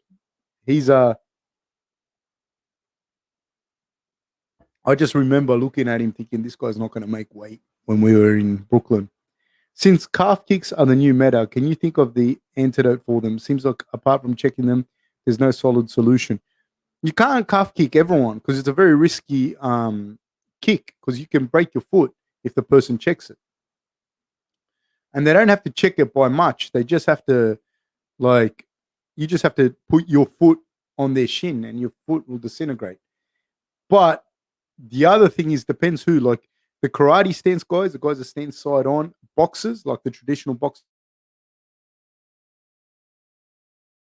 the guys, the guys not so much. The guys that have more of a front on stance and they'll check the kick, they don't get calf kicked. Like not like that. The guys that kind of stand side on, and when you only have to take a few flush, and you'll be in a lot of trouble. So it depends. Not everyone is susceptible to the calf kicks in the same way. You really need to have that angle for you to land it. Great card. Sad we lost 3 really good prospect fights, including Jimmy Flick and Movza. Montana de la Rosa also has some fun grappling. Yeah, but that Movza Evloev guy, I wanted to see him. I was cut because I didn't get to see that. Liam Harrison, the best leg kicks, Fab. Probably, yes, I would say so. Up there. You can't calf kick if you're getting taken down as well. No, you can't. But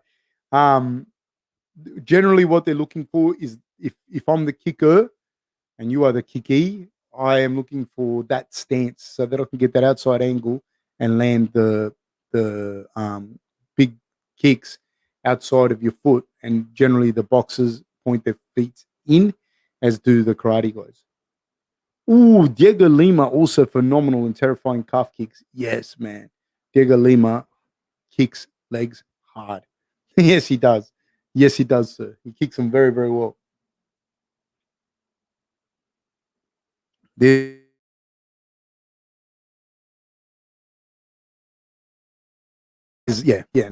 but yeah, Douglas Lima, yeah. Calf kick from the opposite stance, only possible with the lead foot. You can kick the inside calf, but it starts to get real dangerous it's so much easier to check it. And if a person has a stance like a boxer or a karate guy, they're gonna check it by accident, so it's a little bit dangerous throwing a calf kick like that. But generally, it's if I'm standing, so if I'm southpaw and you're orthodox, yeah, I would kick your calf with my right foot.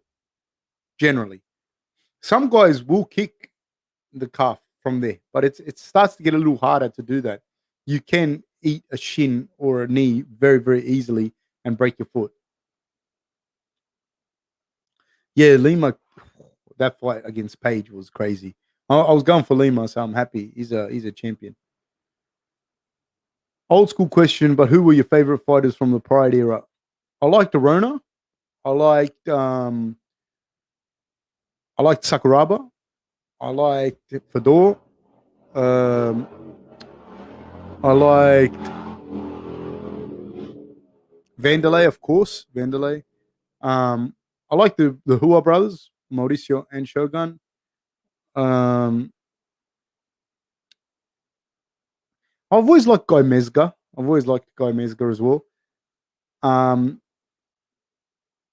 Pele, he was before that era too. Like he wasn't really, you didn't really get to see the best Pele, but I like Pele a lot. Krokop was insane. You're asking me my favorite fighters. Krokop was, I don't know, I've always kind of not rooted against him, but I'll win for Fedor over him always. Randleman, rest in peace. Oh, he was a monster too. He was a legit monster, and that was a big KO on Krokop that time with the left hook. Dropped his level, made Krokop open his hips and drop his hands, and then he came through with a massive left hook and almost killed Krokop. So yeah, there's some. Yeah, that was crazy. The Fedor and Randleman fight, that was crazy. Rampage versus Vanderlei in Pride, crazy.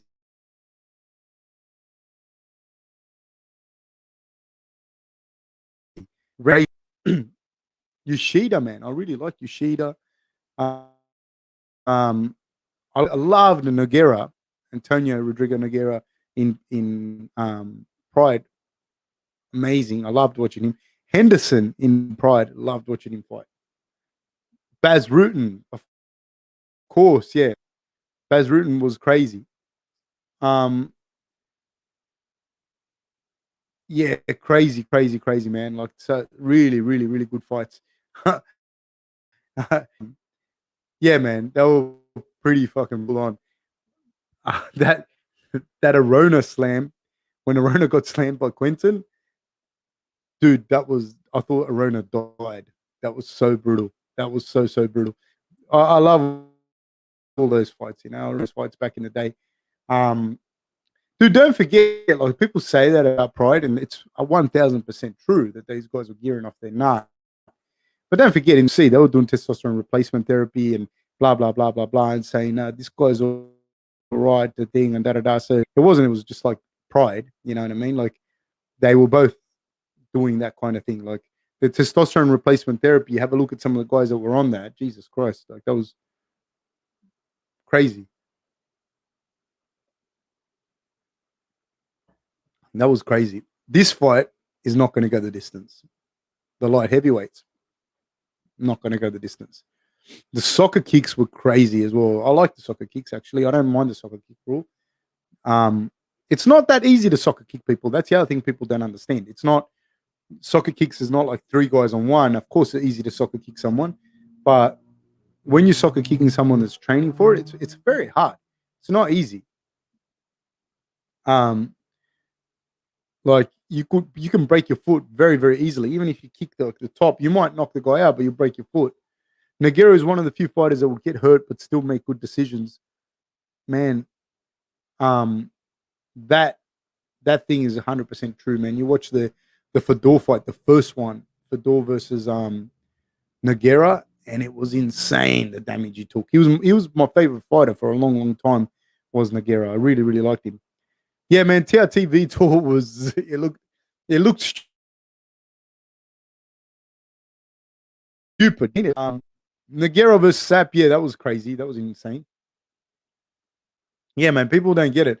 You throw a soccer kick the way that Vanderlei used to throw it or Shogun used to throw it, and a dude goes like this and catches it on the elbow, your foot's disintegrating. It's shattering. It's not. You're not getting through that. Yeah, this fight, I don't know. Who do you guys have in this fight? I got this Jamahal kid. I think he'll win. I think he'll win.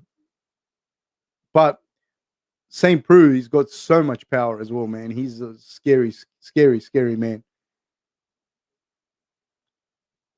He's a big dude. What do you think of legal knees on the ground? I reckon it completely changes the ground meta, especially in the front headlock position and side control. Me personally agree with knees on the ground. I agree that you're allowed to elbow. Like, so yeah, I agree with knees. I agree with elbows.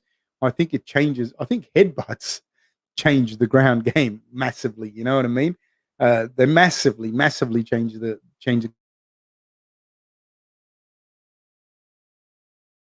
ground game. Yeah, again, those Greco guys, they catch you in a front headlock and they knee you in the head. It's over, dude. Like you're not getting out. They'll land one or two and choke you.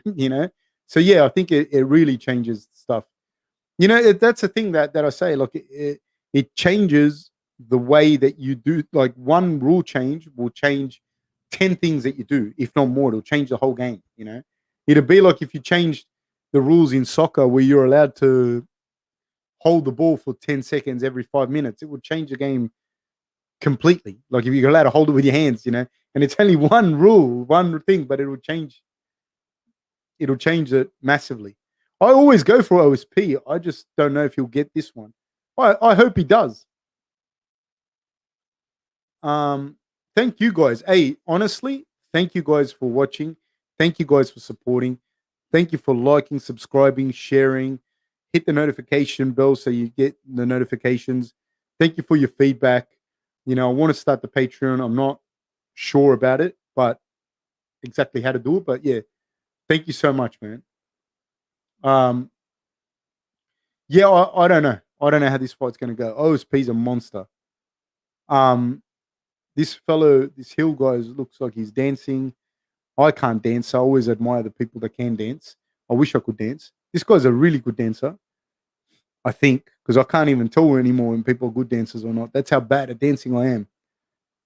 But he's very relaxed and he's got the confidence to do it. How much longer should Jacare fight for? I don't want to see him fight anymore again because I think he's a legend. I've watched him forever. I watched all his jiu-jitsu matches. I love watching him fight. Having said that, got to think he's only got a couple more years left, maximum.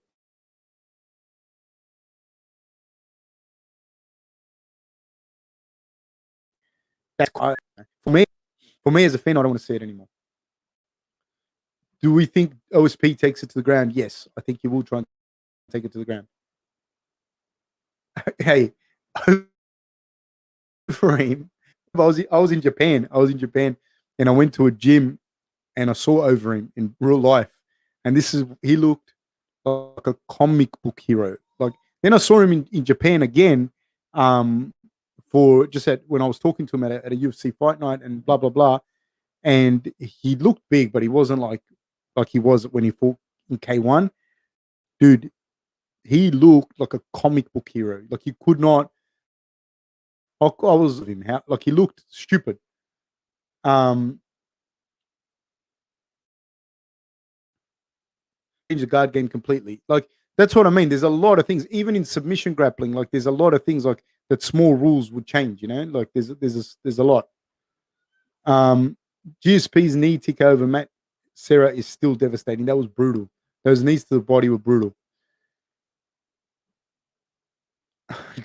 Thanks, Limba Timber. No, he's not dead, mate. He's alive and kicking and doing very, very well, is young Rob. But I really appreciate your you guys watching, man. I really do. Like it makes watching the cards a lot of fun for everyone. Sakurada. Hola, everyone. Hola, Noah. How much can you hear from the opposition corner during a fight? It's something a lot of coaches take advantage of since COVID hit. Yeah, it depends on the nature of the fight, though. You know what I mean? It depends on the nature of the fight. There's some fights that it's not chaotic and it's thing, and you can hear clearly. You can hear clearly. I could hear in the second Romero fight the corner clearly speaking Spanish. I could hear him clearly. Because the fight was very different. But then when the third round, and I couldn't hear shit. But in the first and second, I could hear him clearly.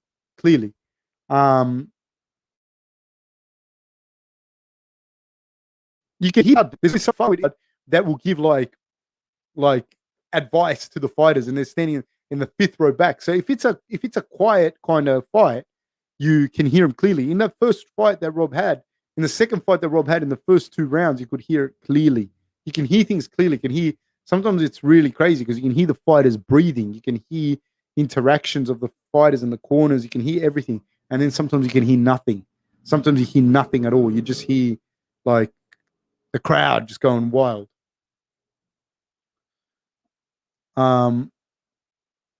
Thanks, Fab Diffo King, for the Patreon. Some of the best MMA content out there. Better live commentary than most promotions. Thank you, man. That's truly, truly flattering, man. I really, really, really, really appreciate that, man. I appreciate you guys watching. So they're both big boys, man.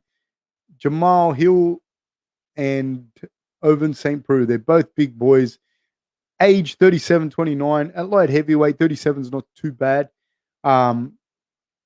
Jamahal is a big kid as well. I think Jamahal might do this. I think so. No. I can't original sin. I can't hear the beat. Can't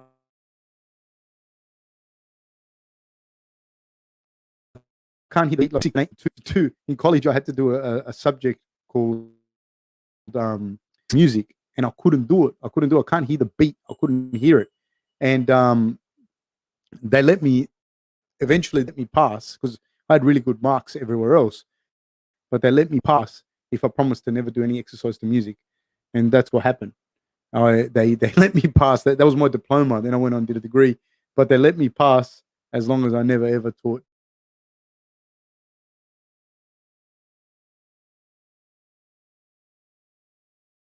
exercise. Yeah, my whole family are like musicians and dancers and everything, and I'm fucking broken, dude. I can't. I don't know. Really bad. Randy, hola, Randy. We're about to start. This is going to be fireworks, guys. I don't think it's going to go the distance. I believe there's a young guy coming out, want to prove himself. I do think that either OSP is going to catch him or he's going to catch OSP. OSP looks relaxed.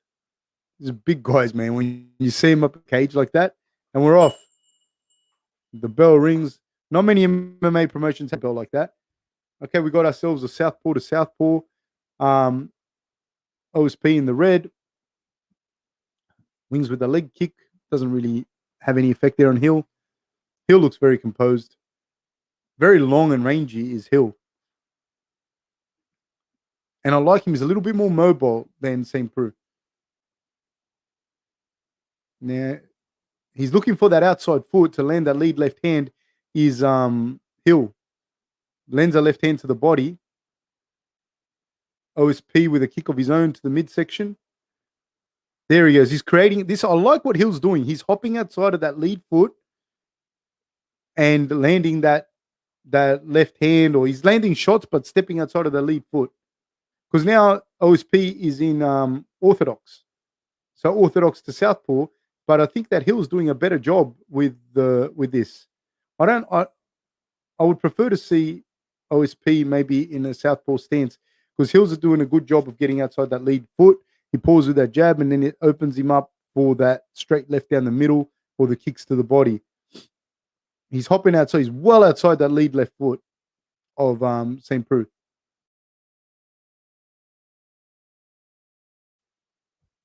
That's it.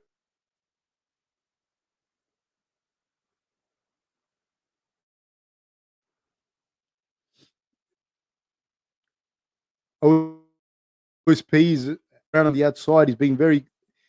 The thing I like I say, Hill is way outside. He's going to tag him. He's way outside that left foot, and he's landing shots to the body of OSP. He's doing a great job. OSP is pouring out with that. Now he's gone back to to southpaw, and now Hill's changed it to now he's gone back to southpaw. Nice combination landed to the body by Hill. Very, very good combination. Very nice combination. They're both in southpaw stance now. They're both in the southpaw stance.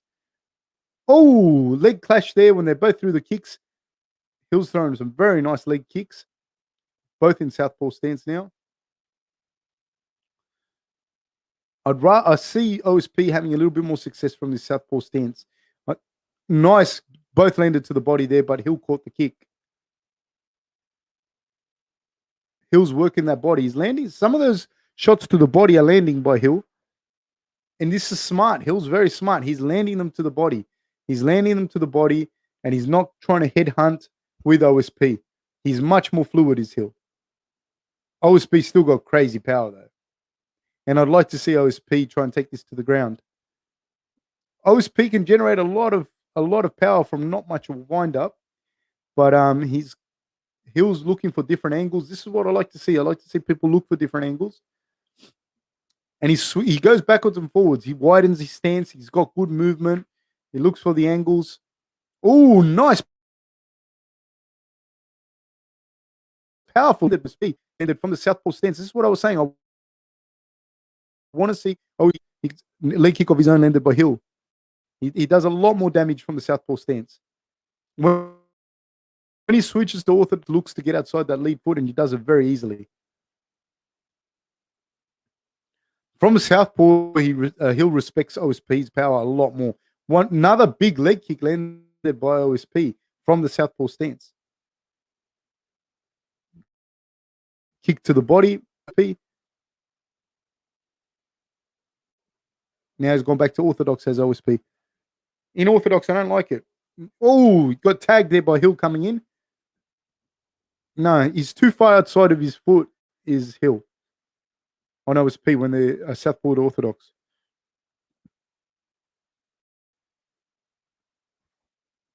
They're both pouring at each other. They exchange hooks. They're in the clinch now, and Hill drives OSP to the cage. He's in deep. OSP goes for a guillotine. This is what Hill's got to be careful of. There's 30 seconds to go. They're out of it. They're out of it. Kick to the body there landed by Hill. Another kick to the body by Hill. He's moving OSP back against the cage. OSP wings with a couple of left rights, but nothing doing. Hill with a right hand of his own from the lead, like a kind of check hook. It's gone to the body. Nothing landed clean. Now they're going. There's 5 seconds to go. OSP's got himself out of trouble here, and right to the end, done. I'll give that round to Hill. Yes, he definitely endless nameless. He definitely is investing to the body. He's landing some good shots to the body. Good shots. And that will definitely affect the power puncher like OSP going later into the rounds. I think OSP is very dangerous on the ground, and I'd like to see him use some of that. But Hill is not easy to take down. He's very smart with his movement. He's very smart in a wide stance, which allows for greater movement. Again, leaves him a little bit susceptible to the leg kicks, which I like to see OSP from that southpaw stance. When it's not in a southpaw stance, it's very hard. It's very hard to land. I mean, not very hard, but OSP is just not landing it.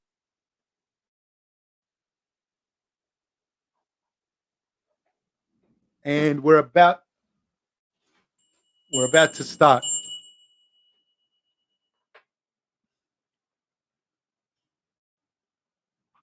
Oh, I went a little bit early then, a little bit early.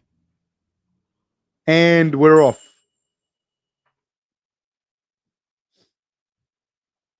OSP holding the center in the southpaw stance.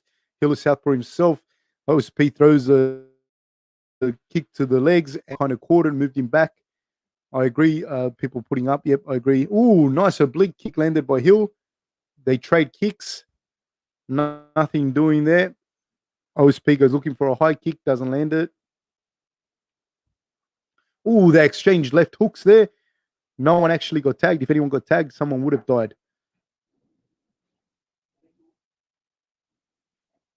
My wife gave me some watermelon slushy. Exchange punches in the middle of the octagon.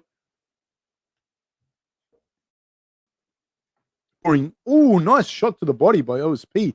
A side kick from the lead foot. Hill's thrown a good combination of his own.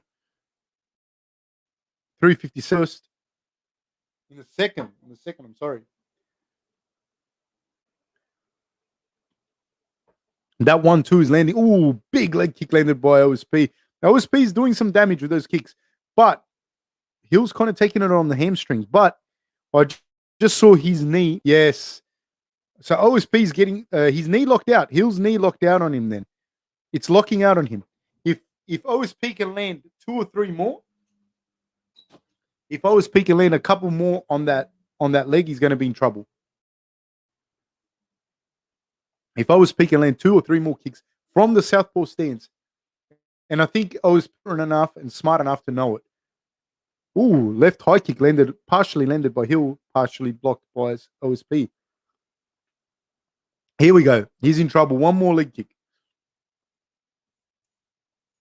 Kick to the body by OSP. Lead hook by OSP. But nothing landed flush. Now OSP's gone to the orthodox stance. Nice left hook by OSP. Okay, Hills now throws a knee. There's a bit of a scramble. St. Preux fell over when he threw a kick. OSP is now in. Oh, takes a right hand, but he kind of. Now the right hand landed by Hill. He's found his range here. They're fighting. Both of them fighting. Well, he's fighting from orthodox stance. He's landing shots. He's landing the shots now on OSP. OSP just took one on the chin then. Just took one flush on the chin. Did a very good job of clinching. They're fighting for the takedown. Hill's looking for the takedown himself. Smart move by OSP to clinch because he took that flush on the chin. Nice chin displayed by OSP. Oh, he throws that right hand. I think he went to the world one too many times. Oh, he just missed on the uppercut, did Hill.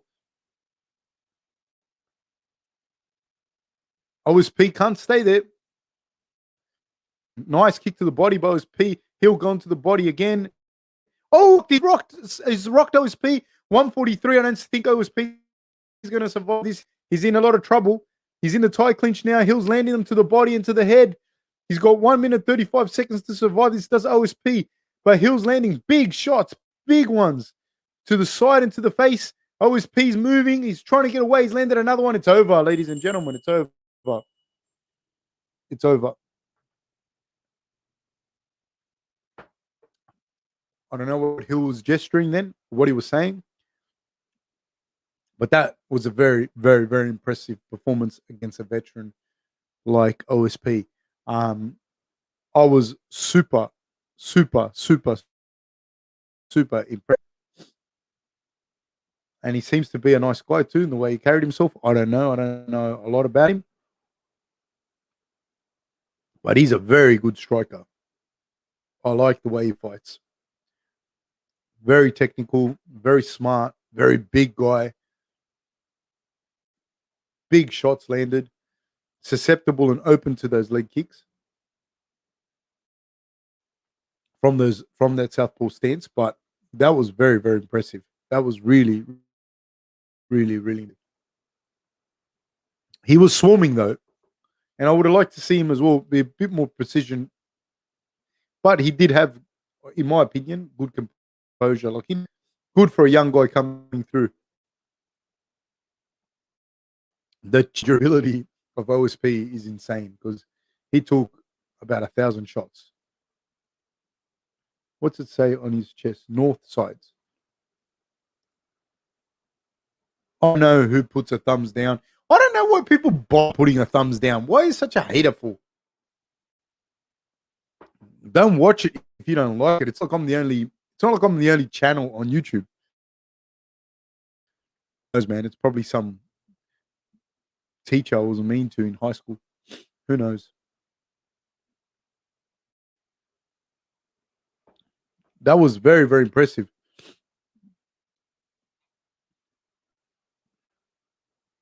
Yeah, see, that's Jack the Ripper. I agree with you. He was having a lot of success, I believe, from southpaw stance. I don't know. Like, I don't want to criticize a man because I don't know. I don't know if he had an injury. I don't know if he'd broken his foot. Or who knows why he did that. I think that every time he did that, he allowed Hill to get outside of that lead foot by so much. And Hill was able to land so much big shots to the body and to the head as well.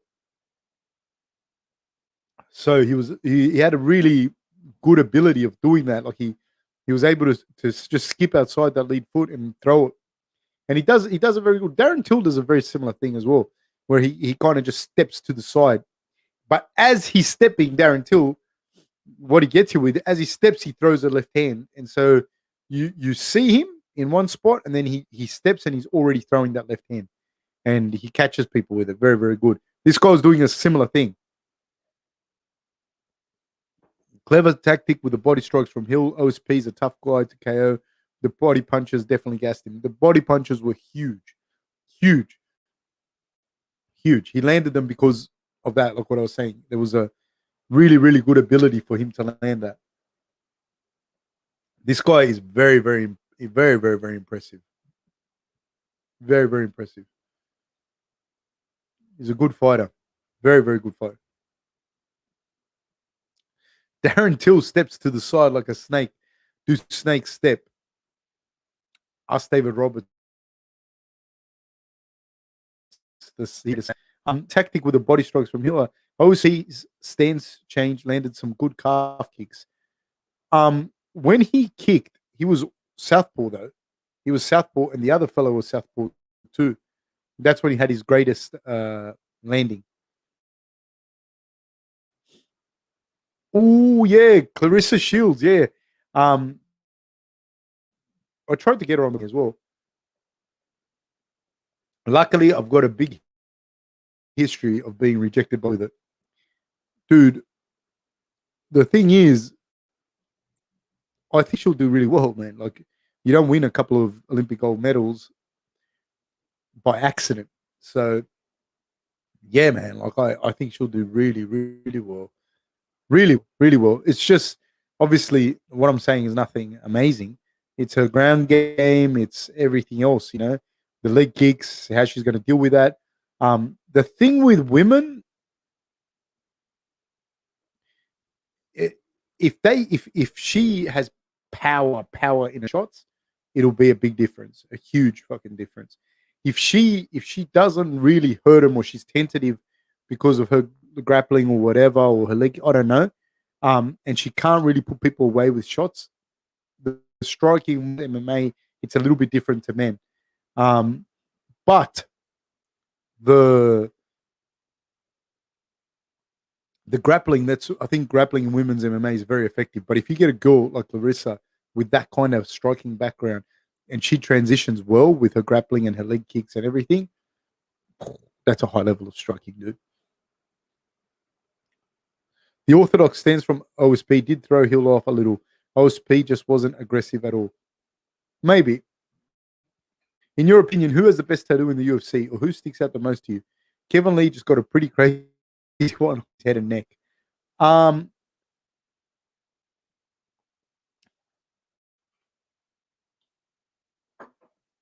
a favorite, but one tattoo that always stands out is Gray Maynard's tramp stamp. And I'm a huge fan of Gray Maynard, but when you say tattoos in MMA, that's the one that comes to my mind. I don't know why you got that there. I don't know how Jack is the underdog in the main fight either, but I do know because more people bet on Vettori, so that changes the odds. I don't know. I think Vettori is good. Like I said, I think he's a little bit overlooked, but at the same time, he's also the favorite. It's a kind of weird thing because I think he is good. Is Eli back next week? Yes. Have you been following Kayla Harrison's move to MMA? Yes. Yes, I have. I think she's a fantastic prospect as well. She's a bit of a monster, dude. She's a bit of a monster. Yeah, Eli will be back next week. I think he'll be back next week and the one after that. So that should be fun. Generally, they do 24 hours on, 1 day off, 24 hours on, and 5 days off. And so we haven't really had a chance to catch up properly or for him to be able to come out and do the thing. Plus, he doesn't live near me. We don't live near each other. We live probably an hour and a bit away from each other. Yeah, Brock's sword is a weird one, yeah. Fab, big thanks for putting this on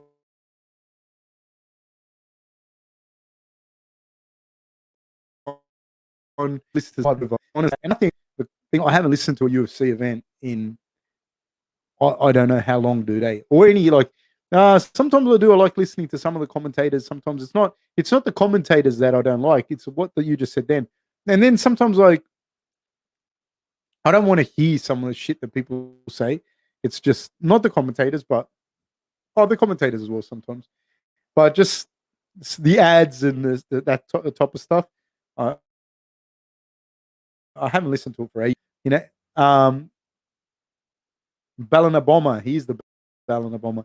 Laugh out loud, John. So true. I've seen the US Army adverts for a few lifetimes. Yeah, I've seen them a lot. I've seen, and like, I understand why they do the promotions for the fights and everything, but like you always see the same promotions with the same fights and blah blah blah. So I like to listen to a little bit different as well. But man, I'm happy that you guys watch this and listen and participate.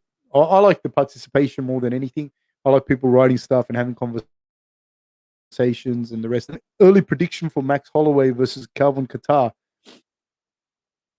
Calvin Kattar to me is a very, very good fighter. I like his boxing and wrestling style. I really like it. I think he's one of the new breed of boxer wrestler guys, so I really like the way that he does it. Max is still young, dude. Max is so young and so experienced for that age, and he's got such a talent and an ability to exploit that experience that he has. It's hard to bet against Max. I feel that Alex Volkanovski in those fights, they were close, but the judges gave it to Alex. Congratulations to Alex. And I was going for Alex anyways, but I feel Alex has got just a style. He's a kind of guy like a John Jones or Israel, where they've got a particular body type that makes it really hard to deal with. Alex is the antithesis of John Jones or an Israel in that he's short and stocky, but he's got such a good chin. got long arms too for a short guy and such big, thick power legs. And I think he was just a hard matchup for Max every single time. I don't see Calvin Qatar posing that for for for Thingo for Max. Not like that. He could give Max a lot of other problems, but I don't think he gives him the same problems. Rob's 30, I believe, next week or the week after or something like that. He'll be 30 soon in December. So yeah, they are. They're very young guys. There's also the wear and tear on your body as well. Like, so I don't know Max's lifestyle, so I can't comment on it. And Rob's, from what I know, is a pretty fit, healthy person. And so, yeah, they like maybe the thing, but they've had a lot of years, a lot of years, a lot of fights, a lot of wars. Rob always brings it, and so does Max, So I think they're young guys that have been in the game for a long, long time. Qatar will try to go for a KO, but I don't see Holloway getting KO'd. Yeah, I think I don't know, but I think Holloway will outstrike him, and I do see Holloway getting the decision over Qatar if I had to pick like that. Yeah. And now the main event, ladies and gentlemen, the moment we've all been waiting for.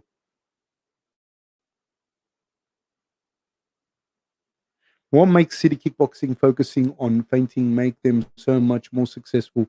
It's not like other gyms aren't doing it. Jack the Ripper, your grandma. So I'm assuming you're saying, why does City Kickboxing, does their feinting work better than other people? Why do they have so much success with it?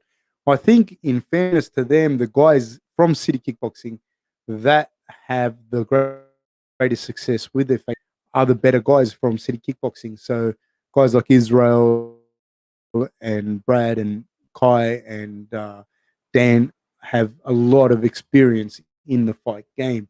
And so they're able to utilize those weapons. Maybe some guys from City Kickboxing that aren't as good as them don't have the same success in thing. I'm not going to call anyone out.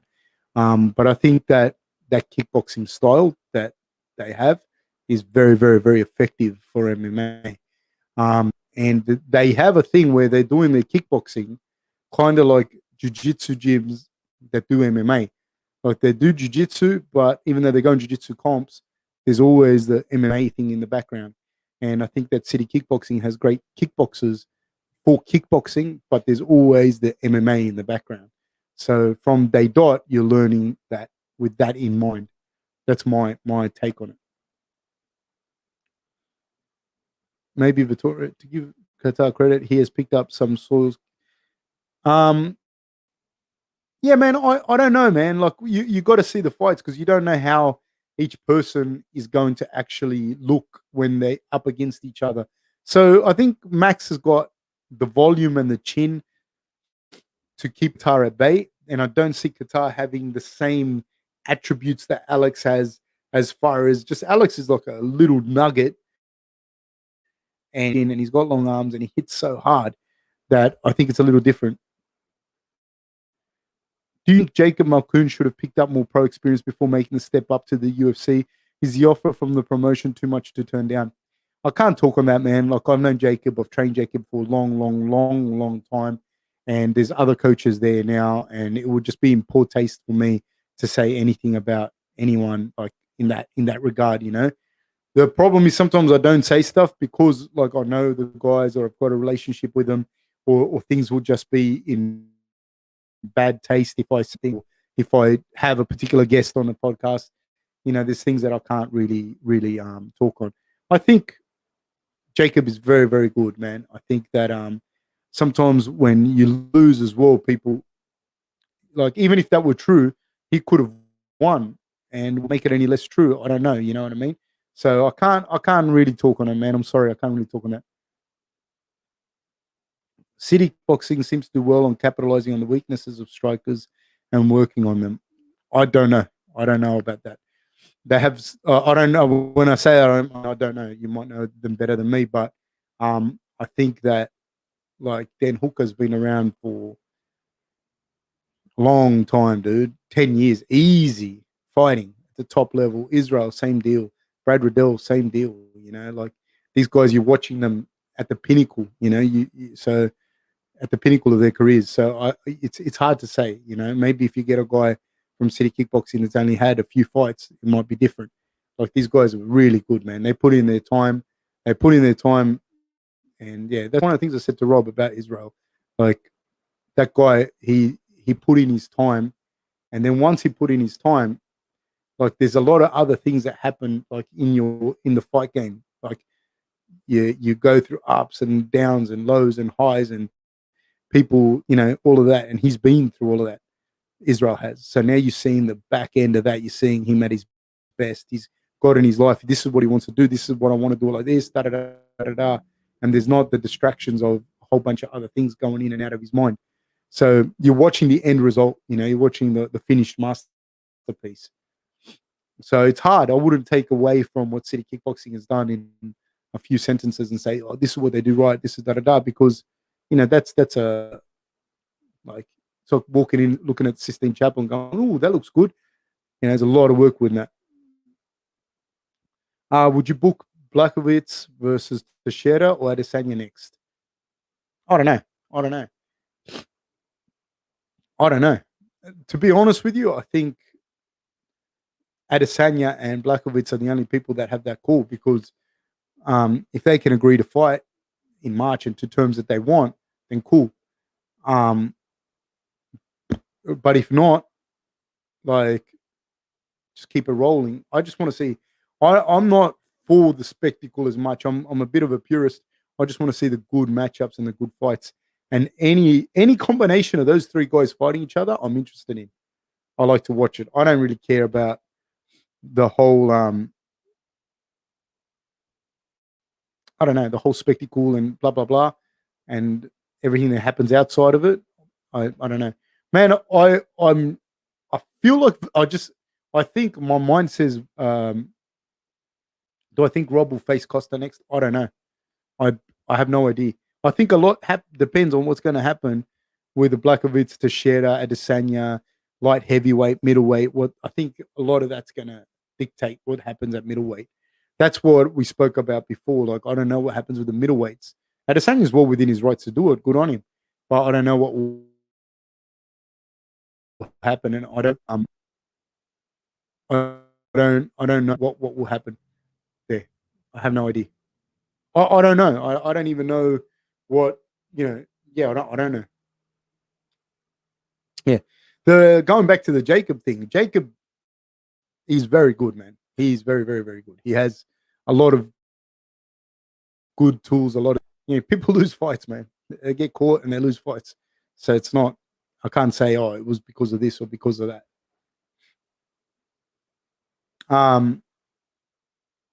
This is going to be interesting, man. I'm a fan of Jack, but Vettori's good too, man. Vettori's good. Might be his time. I don't know. I really wanted to see Whitaker versus Jones when they were both champions of their respective divisions. I would have loved that. I think that fight would have been cool too. I really do. I think that Rob would have a definite speed advantage. If it's a tough one, but if Adesanya versus Jones happens, who do you have? What I've seen from Jones lately, I'd have to say Adesanya. Who Jones is today, I'd have to say Adesanya. Like this, you're asking me now. Like I'd like to see it a little bit. Sounds like Fab is saying, "Nah, Randy, I don't think so. I don't necessarily think that. I think I said what I said. Like I'm not going to speak on a team that I worked with for, in some cases 15 years. Some of the boys, so I'm not going to really speak on anything like that. Puts on matchmaking hat. Jimmy Crute versus Jamahal Hill. Dude, that is a ripper fight. Let's see that Jamahal Hill versus Jimmy Crute. Still gutted we didn't get to see Rob versus Kelvin after a long build up to that fight. Dude, Kelvin, he's lost his last 3 in a row and people throwing him away. That dude is a little fucking gremlin monster. He's a real deal. Let's go Hermansson, let's go Jiu-Jitsu. He's very good, man. Let's see it. I agree. If the same Jones we saw. Yeah, look, I don't know because they're different. They're all different. You know what I mean? They're different kinds of strikers. Thiago Santos. This is the thing. He is just as dangerous a striker, but he's not as technical as Israel. He's not as good of a kickboxer, but he's every bit as dangerous because he throws fucking heat and from any angle and doesn't give a shit. And he throws proper heat. So he's just as dangerous when you fight him. So, you know, he puts people out completely. Beat Hermansson, beat Blachowicz. Like, he's no, he's a serious person. So I can't just say that against, but it's different, you know. Do you think Ngannou has evolved enough since his last fight with Stipe to beat him this time? That's going to be a crazy fight. I don't know because Stipe is very good. Stipe has experience and a lot of confidence too. So, yeah, that's that, you know. I don't know. I think Ngannou has improved a lot though. He has. He's definitely improved a lot and he's more confident. And so we'll see what happens here. Now, and also I'll tell you something else. Jacob's next fight, you'll see it. And mark my words, you'll see what he is. So, you know, he lost the fight. That's what it is, man. It happens. It happens. It definitely happens. The what's happening, Rick James? They're talking right now, and they're still like they're doing the introductions. And Vettori just beat his chest. Vettori's looking mean as hell, angry at the world. He's a big boy, this Vettori. He just fist pumped with Buffer. And Michael Chiesa just tweeted, and it's up on the main event. Hey, thank you so much, John Derujo. Isso. Thank you, sir. Thank you very much. You're a champion. Really, really appreciate it. Thank you so much, man. It makes a massive difference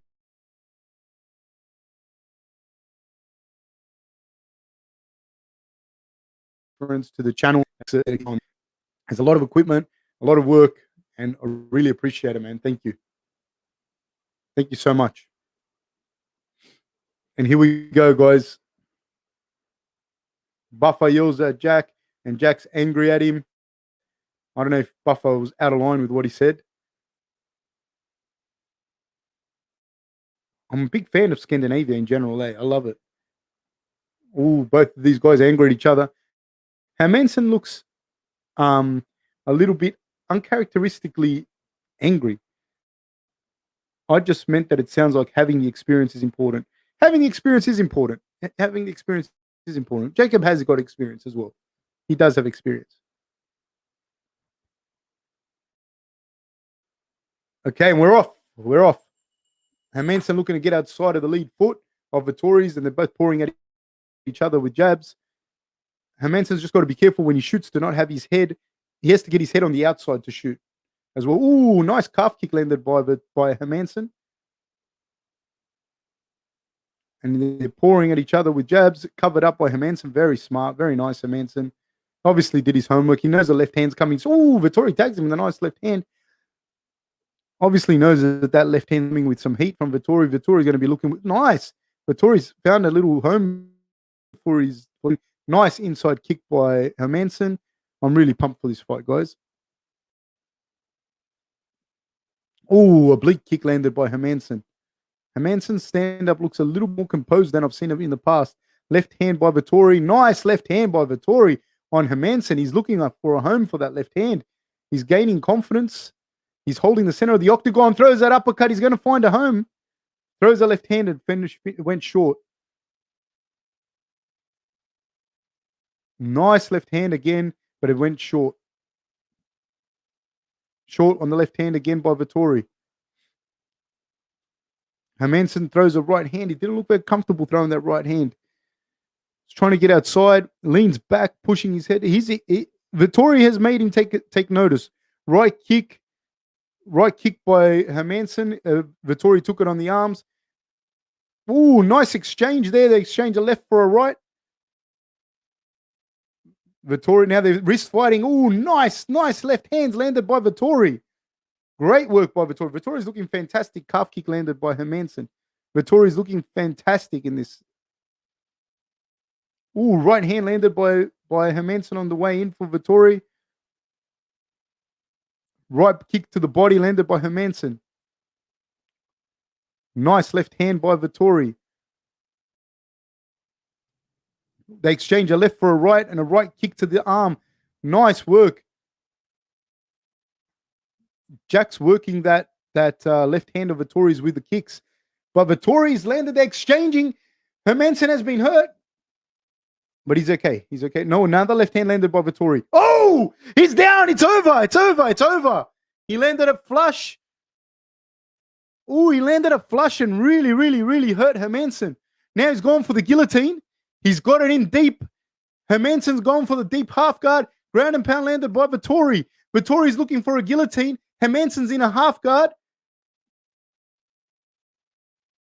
It's on tight. It's on tight. But Vettori, Hermansson had the underhook. He cannot stay in that range. There's 2 minutes to go.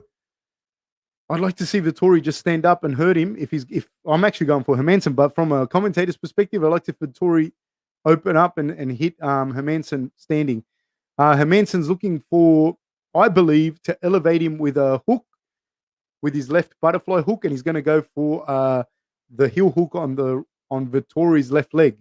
That was a lovely punch by Vettori.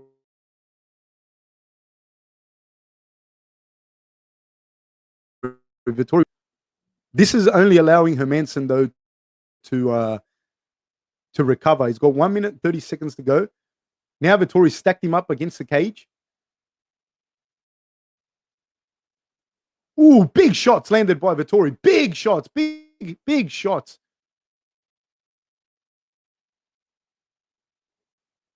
Big shots. There's 1 minute to go. Vettori's going for another guillotine. He's going for another guillotine. It's in deep. It's in deep. I don't know if Jack has an arm in there. I can't see from this perspective. I don't know if he's got. He's not going to get the guillotine though. Hermansson is looking for that half guard. He's looking for that butterfly hook to elevate him from the half guard. He does that quite well to get to this other leg. But Vettori's onto it. He's doing a great job of letting Hermansson get to that leg. He's doing a fantastic job. But I do think that it kind of went lacking the finish there. Nice guard pass attempt there by Vettori. And he's gone for the guillotine again. I don't like him following him to the ground like this. Hermansson's doing a good job of putting his ear to Vettori's chest, so Vettori cannot land in the ground and pound like him. 12 seconds to go. Vettori is in half guard now. 5 seconds to go. Hermansson's got to his feet. There's 1 second to go. That round is, wow, all Vettori. Nice work. Let me get this belt. I'm so excited. Nice.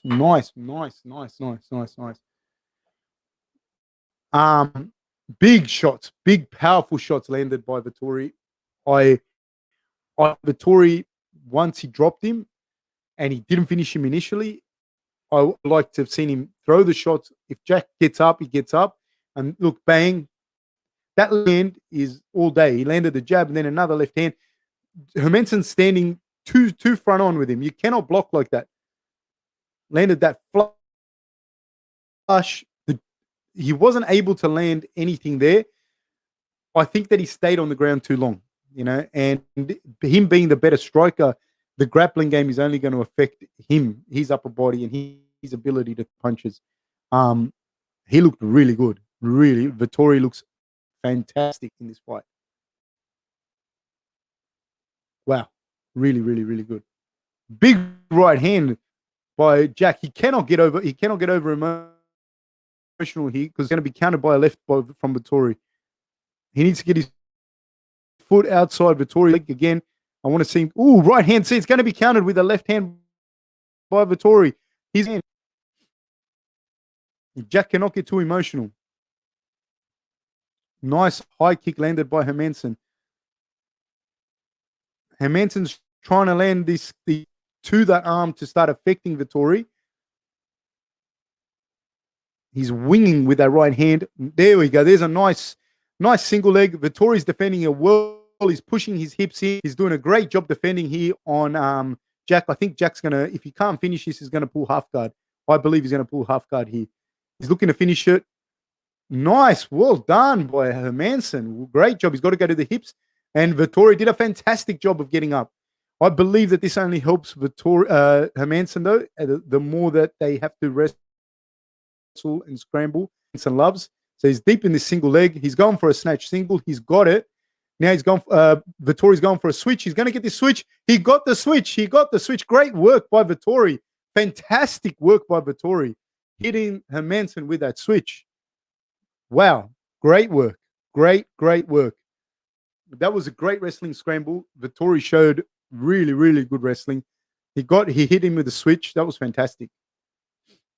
Hermansson's kind of looking for a triangle, but he's not going to get it. He's not going to submit Vettori like this. I don't see him getting an upper Vettori in these conditions. They're both slippery. He's gone for an omoplata. He's not going to get it. No, he's back in half guard. This is where he's dangerous. What Hermansson's trying to do, what Hermansson wants to do, he's got the knee shield. That's what he wants. He wants that foot in there, that butterfly hook. He's going to help to elevate Vettori, but Vettori's onto it. Vettori knows exactly what's happening. He's got the hook now. Vettori knows exactly. See, he's framing and not letting Hermansson get to those legs because that's where Hermansson can then go for the heel hook. He's got this overhook. This is what he likes. But whilst ever Vettori is framing that head away, Hermansson can't get to the leg.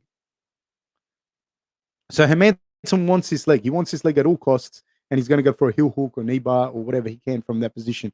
But Vettori's savvy to it. He's very, very savvy. See, he's keeping that leg away from him.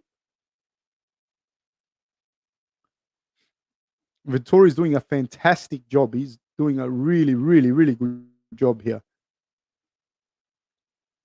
But what I think is, whatever this happens, this grind, this grapple, this wrestle, it kind of helps Hermansson. He wants the grind. He wants the wrestle. He wants it to get ugly in the wrestling realm. Vettori's kind of using up his lactic acid in his arms, which are going to allow him to pop with a superior striking. That it's absolutely proven that he has a superior striking. Nice kicks now landed. Nice outside kick landed by Vettori. Nice work.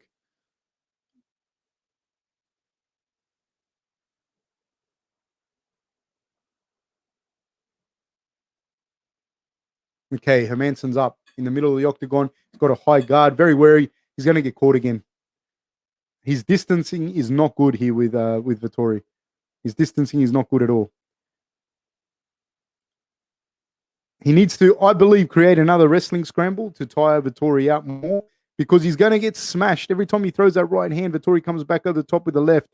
I liked him kicking the leg, that arm of Vettori's. But those hooks that he's doing from the lead, from the back hand, is not going to do anything to Vettori. Body kick kind of landed, leg kick kind of landed by Hermansson there. This game here is Vettori's game because Vettori's inching himself into range and throwing that left hand down the middle. Front kick thrown by Hermansson. Body punch thrown by him.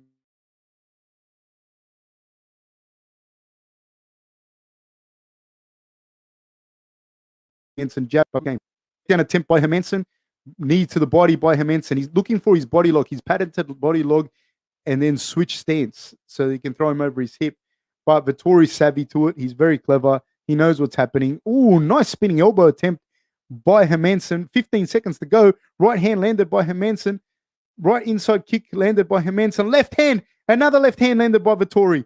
Body kick by Hermansson taking on the arm of Vettori. He needs to keep doing that and wear that arm down. That's Vettori's best weapon.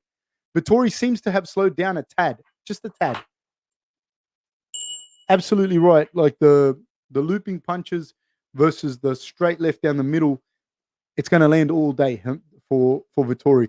Having said that, though, I believe, this is just me, my thing, and Vettori thing, I think that Vettori getting on the ground and grappling was to Hermansson's benefit. So that was pretty full on. I think that Jack did a fantastic job of surviving, but I do think that Vettori shouldn't have followed him down like that and shouldn't engage in the grappling to the extent that he did. I think the worst thing that can happen, like this anyone to angle or double, and you're working in the wrestling exchange, and you don't get it. That's the most taxing thing for the offensive fighter. And that if you just stand back up and throw a body kick, like just a front snap kick to the body, he needs to breathe, and you're not letting him breathe. So now it's going to get interesting. The chance of the knockout drops significantly. And again, with that kick to the body by him, and he's gone for it twice. But he's kind of in Vettori's range and throws a jab. Oh, there's that left hand by Vettori. He covers such a good distance with that left hand as well. I'm really, really impressed by him. The calf kick landed by Hermansson. Front kick landed by Hermansson. Hermansson's feinting and moving. Leg kick landed by Hermansson. There's a left punch landed. No, it didn't land by Vettori. Oh, nice. He throws it again. He's finding a home. It's the distance. See, once he gets the distance, he starts to pick it. Hermansson's controlling the center of the octagon. Nah, not really. Vettori's back in the middle. Throws that looping right hand. I do not like that looping right hand. Leaves him open for the counter by Vettori. Throws that right kick. That right kick is good. That right kick is smart because it wears out the arm of Vettori if he can keep landing it. Nice in deep on the single leg is Hermansson. Single legs are very hard to finish in MMA. There's no shoes. You can slip out of it. It's all slippery. But the more they do this, the better it is for Hermansson. Hermansson throws a kind of knee kick on the way out. Another kick landed by Hermansson on that arm. He's got to keep throwing it. He glances with a pouring jab, does Hermansson. Another jab, another straight right thrown by Hermansson. Vettori's feeling that in the arm, I believe. He's taken quite a few. Nice work by Hermansson. He's got to make Vettori work. He's got to make Vettori work like this. So he's got in on a nice single leg, but he attempts it. He attempts a throw. Starting to pose his game a little more on Vettori, but Vettori's got great defense. He's got great single leg defense. Single legs are notoriously difficult to finish in MMA. Right hand lead by Hermansson. This is a great fight. Great fight. Jab thrown by Hermansson again. Vettori looks like he's breathing a little. Another single leg by Hermansson. I would like to see him switch to a double earlier then. This is keeping Vettori working though. Nice body kick by Hermansson, but then Vettori answers with his left hand. Now they're standing in the pocket. Jack with a high guard throwing the looping punches. Vettori swinging straight back, throws a left hand. I think Vettori is slowed down quite a bit considerably. I'd like to see Hermansson attempt another takedown and just keep working. Nice. Oh, there's that left hand counter by Vettori. Hermansson is taking it on the arms and gloves, but they are getting through. Hermansson's breathing heavy now. He's got a high guard. Vettori's measuring, throws that right hand, a looping left. Hit him with a nice uppercut, did Vettori. Now they're in the clinch. Hermansson's landed a couple of shots there in the clinch. Hermansson's throwing looping slow punches. Vettori is looking for that counter. I think if Hermansson can land another couple of kicks, Vettori pulls straight back and throws a left hand down the middle. Jack has to use another kick on that arm. He has to use another kick on that arm to start slowing that arm down more. I've got all 3 rounds to Vettori thus far. He caught Vettori, but not flush. Vettori can fight, ladies and gentlemen. Left hand pouring away is Hermansson. Another left hand landed by Vettori. Vettori's got a home for his left hand. But I do think the steam's gone from both of them. The 4th and 5th is going to be very, very interesting. I don't think any... left hands exchange there. Neither one of these guys... Vettori seems to have the bit better punches now left. But it's going to be very interesting. Right hand landed by Hermansson. In the clinch, uppercut, kind of glancing hook landed by Hermansson.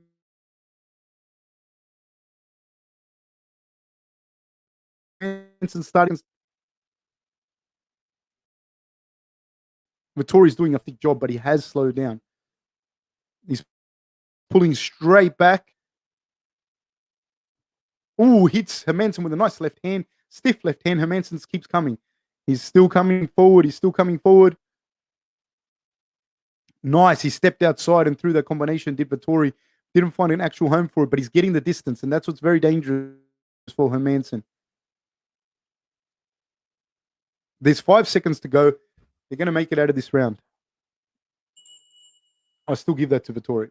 I'll give that to Vettori. My opinion. I think if Hermansson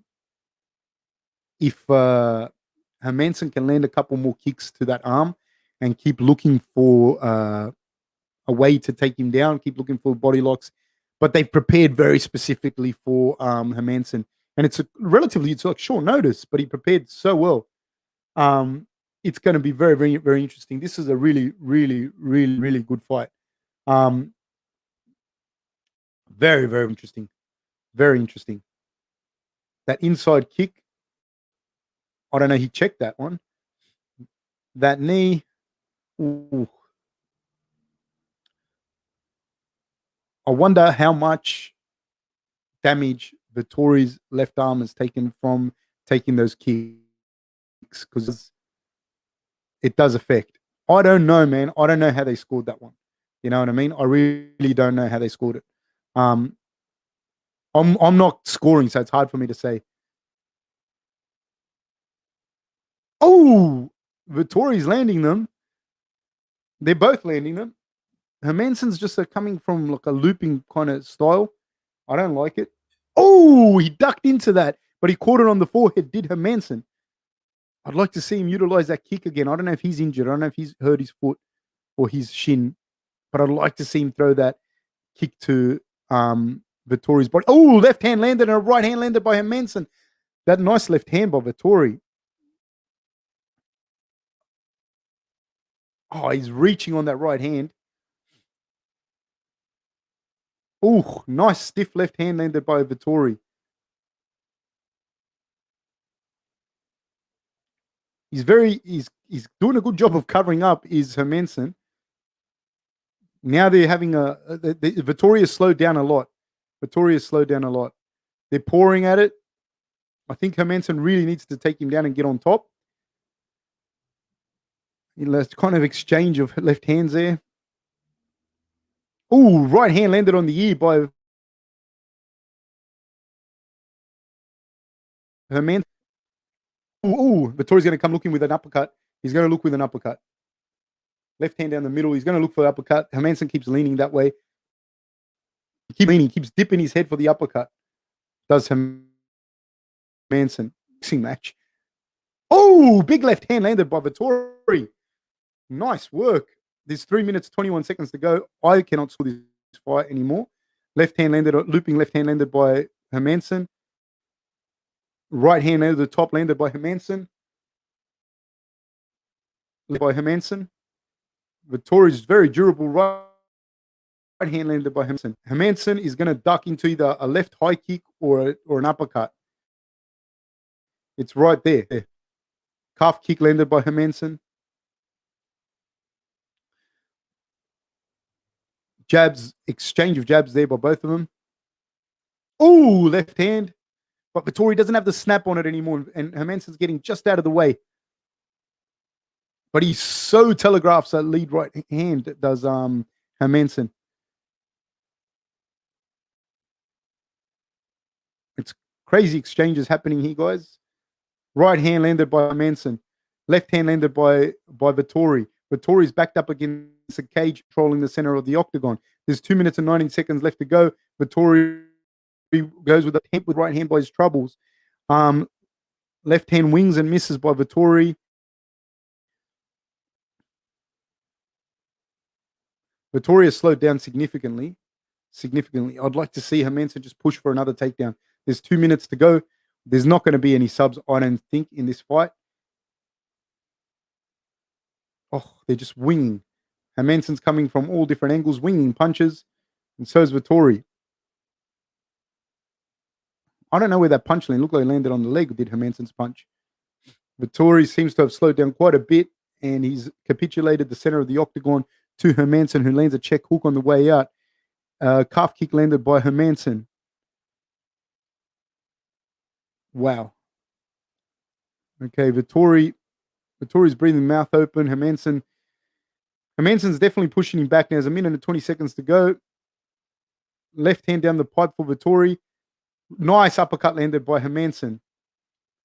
Nice uppercut landed by Hermansson again, followed by a left hook. Doubled up on the uppercut, followed by a left hook. Vettori's got his back against the cage. I think that Hermansson's no longer respecting the power of Vettori late in this round. Jab landed by Hermansson. They're standing in the pocket, exchanging shots, but Vettori still has greater power.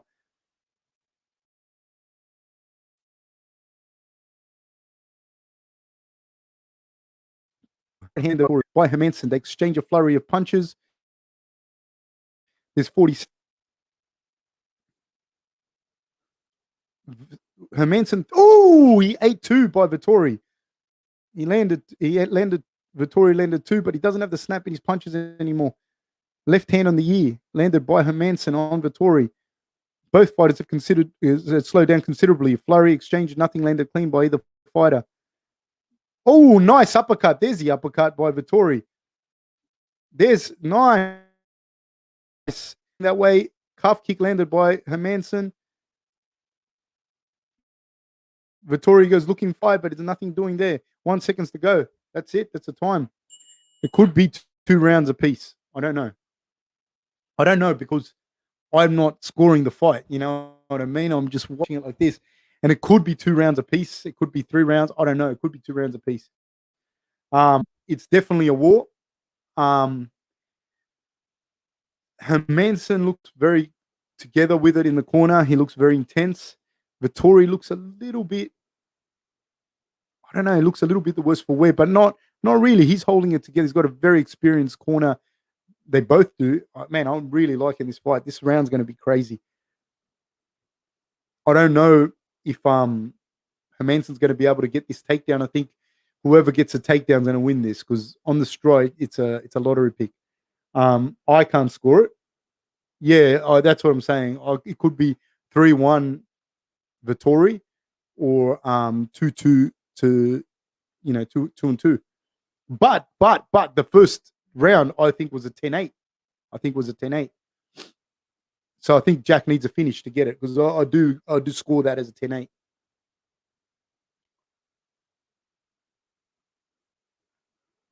Oh, left hand landed by Vettori, and there's an exchange here. They're going for it. They're just exchanging now.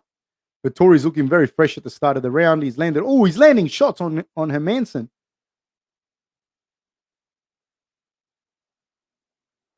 He's landing the better shots. On Hermansson.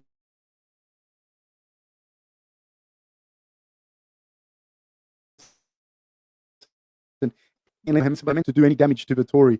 He's trying to move Vettori back. Vettori's going for it hard. It's 4 minutes and 20 seconds left. Big exchanges landed there. Hermansson landed some big shots, but neither one of these guys seems to have the pop to finish this fight. Hermansson is throwing looping punches, and Vettori's landing nice big straight lefts. Uppercuts landed by Hermansson. Looping lefts landed over the top as well. Vettori's counter-punching very nicely. He's looking for that uppercut, looking for a home for that uppercut. I don't think this is going to get finished. Hand by Vettori. Uppercuts. He's looking for the uppercuts. Is doing a great job of covering well. They really studied the fight. They had it down pat. Vettori's team. Whether he wins or loses, they did a fucking fantastic job. There's 3 minutes and 20 seconds to go, and I cannot tell you who's going to win this fight. Right hand over the top landed by Vettori. Left hand landed by Vettori. Right hand landed by Vettori. They're in the clinch now. Very, very sweaty. Hermansson's throwing a few uppercuts in there, but Vettori's doing a great job of being the bicep. Hermansson's still holding the clinch there.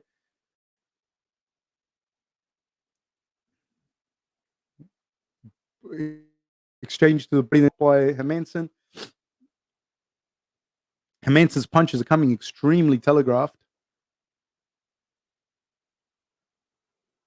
Vettori's going to win this, I think. because I think the first round was a 10-8. The exchange in the middle, left hooks landed by both fighters. They're just exchanging punches now in the middle.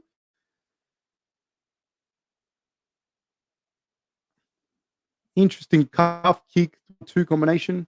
I too agree that I think the Joker needs a finish here. There's 2 minutes to go. Vettori throws a left hand down the middle.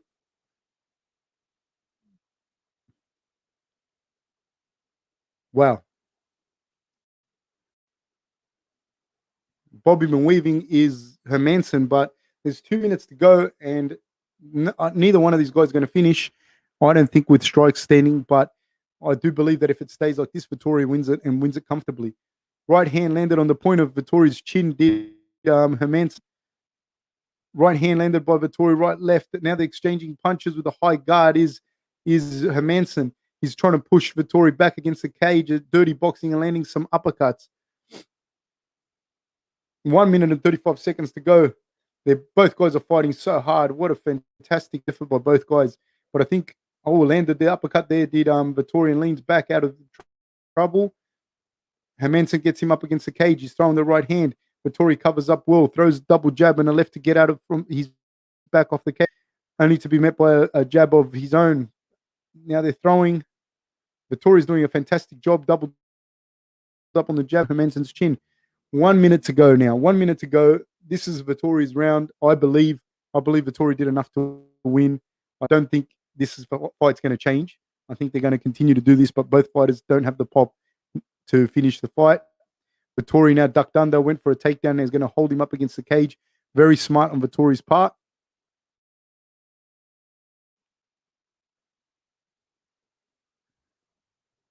$40 seconds to go. And Hermansson's looking for the clinch here he's looking to get this deep. He's looking to get the right underhook in, but Vettori's doing a fantastic job of sealing that off so that he can't get off the cage.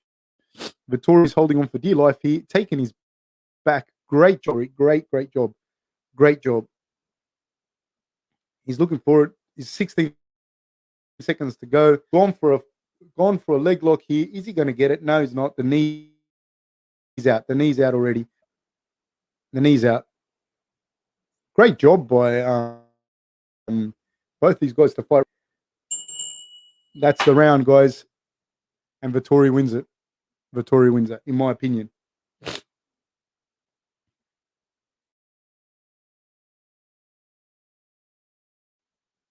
I don't know who won this. I don't know who won this at all. Yeah, I think it was Vettori quite easily. Not easy, it wasn't an easy fight, but I think like he dropped him in the first. That's a 10-8, in my opinion, the way he dropped him. He almost finished it. And then, I don't know, score the rest however you want. I think the second round, look how much I'm sweating. I think the second round was definitely to Vettori. The third round could have gone to Jack. The fourth round could have gone to Jack, but he'd still be behind. The fifth round, I don't know. Score it however you want. If they gave that fifth round to Jack, then it's a draw. I can't see Jack getting this decision, my opinion. But this is just me. I was doing it like this, and I wasn't. I wasn't scoring it, and so I don't know. I don't think any decision here. Yeah, I think so too. I think he heard his thing. Vettori was impressive. I wonder if he'll call out Rob. I think he beats Rob, but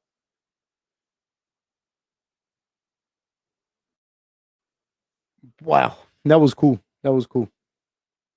Yeah, he hurt his foot real bad in that chair. That you're asking about the inside kick to the calf. That's what happens.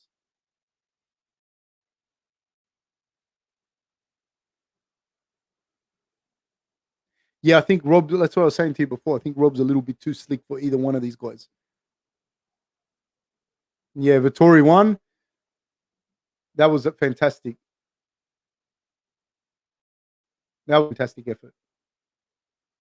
That was a fantastic effort. What a fight. They beat the shit out of each other. Vettori is an emotional. I like it. I like people that aren't fake. What a good job. What a good job. What a great fight. What a great fight. Honestly, I'd backed Hermansson, but Vettori did a fantastic job. A fantastic job.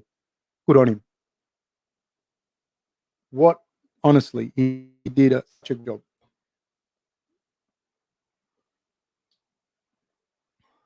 He talented great fighters and pasta makers. Beetlejuice, you're late. Where were you? Wow. Wow. But I don't think I don't know how that oh, I don't know how that works now. I don't know how it works. What a left hand.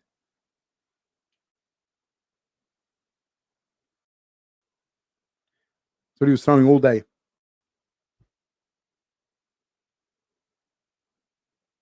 He landed a lot of that. Um, who won? Because obviously I haven't been able to win. Who won the who won out of Spencer Garcia?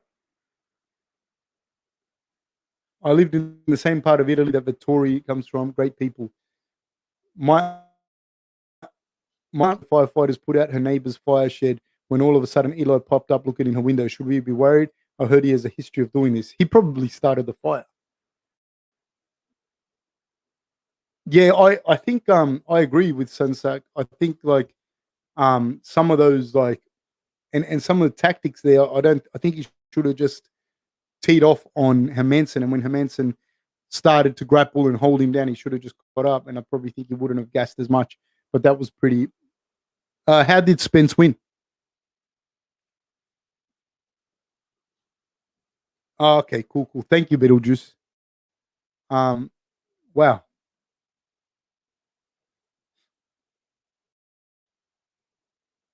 Yeah, I don't see Vettori beating Rob. I don't see, but fuck, I didn't see Vettori beating Hermansson. That was such a close fight too. Like they just beat the shit out of each other. Good on him. Good on him. Honestly, good on him. Fighting like that all the way to the end. That was a great fight, man. That was yeah, Beetlejuice for sure.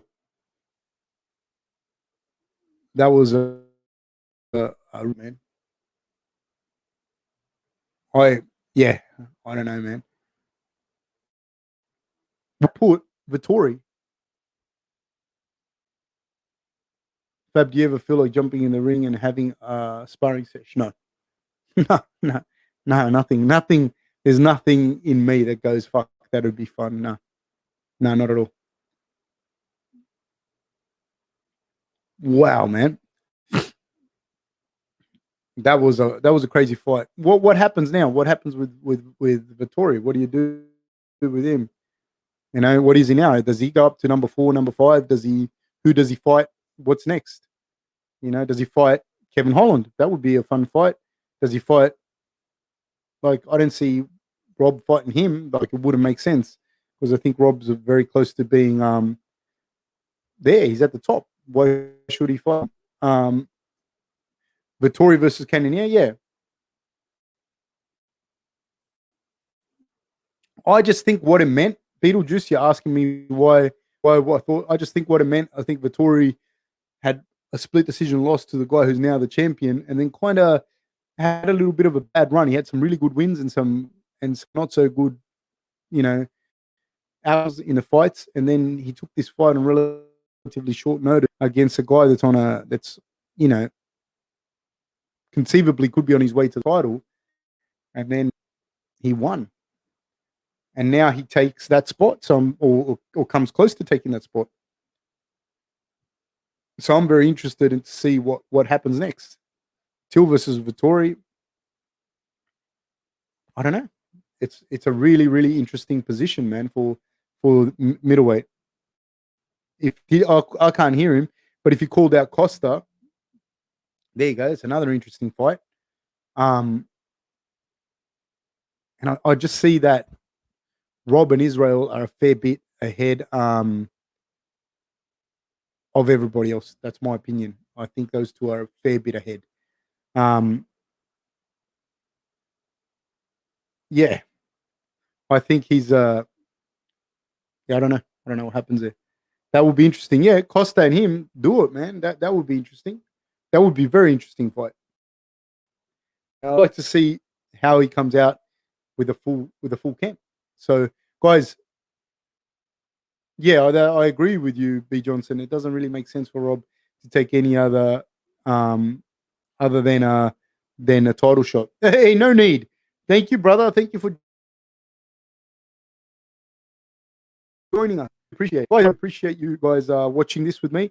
I really appreciate you liking, subscribing, etc., etc., etc.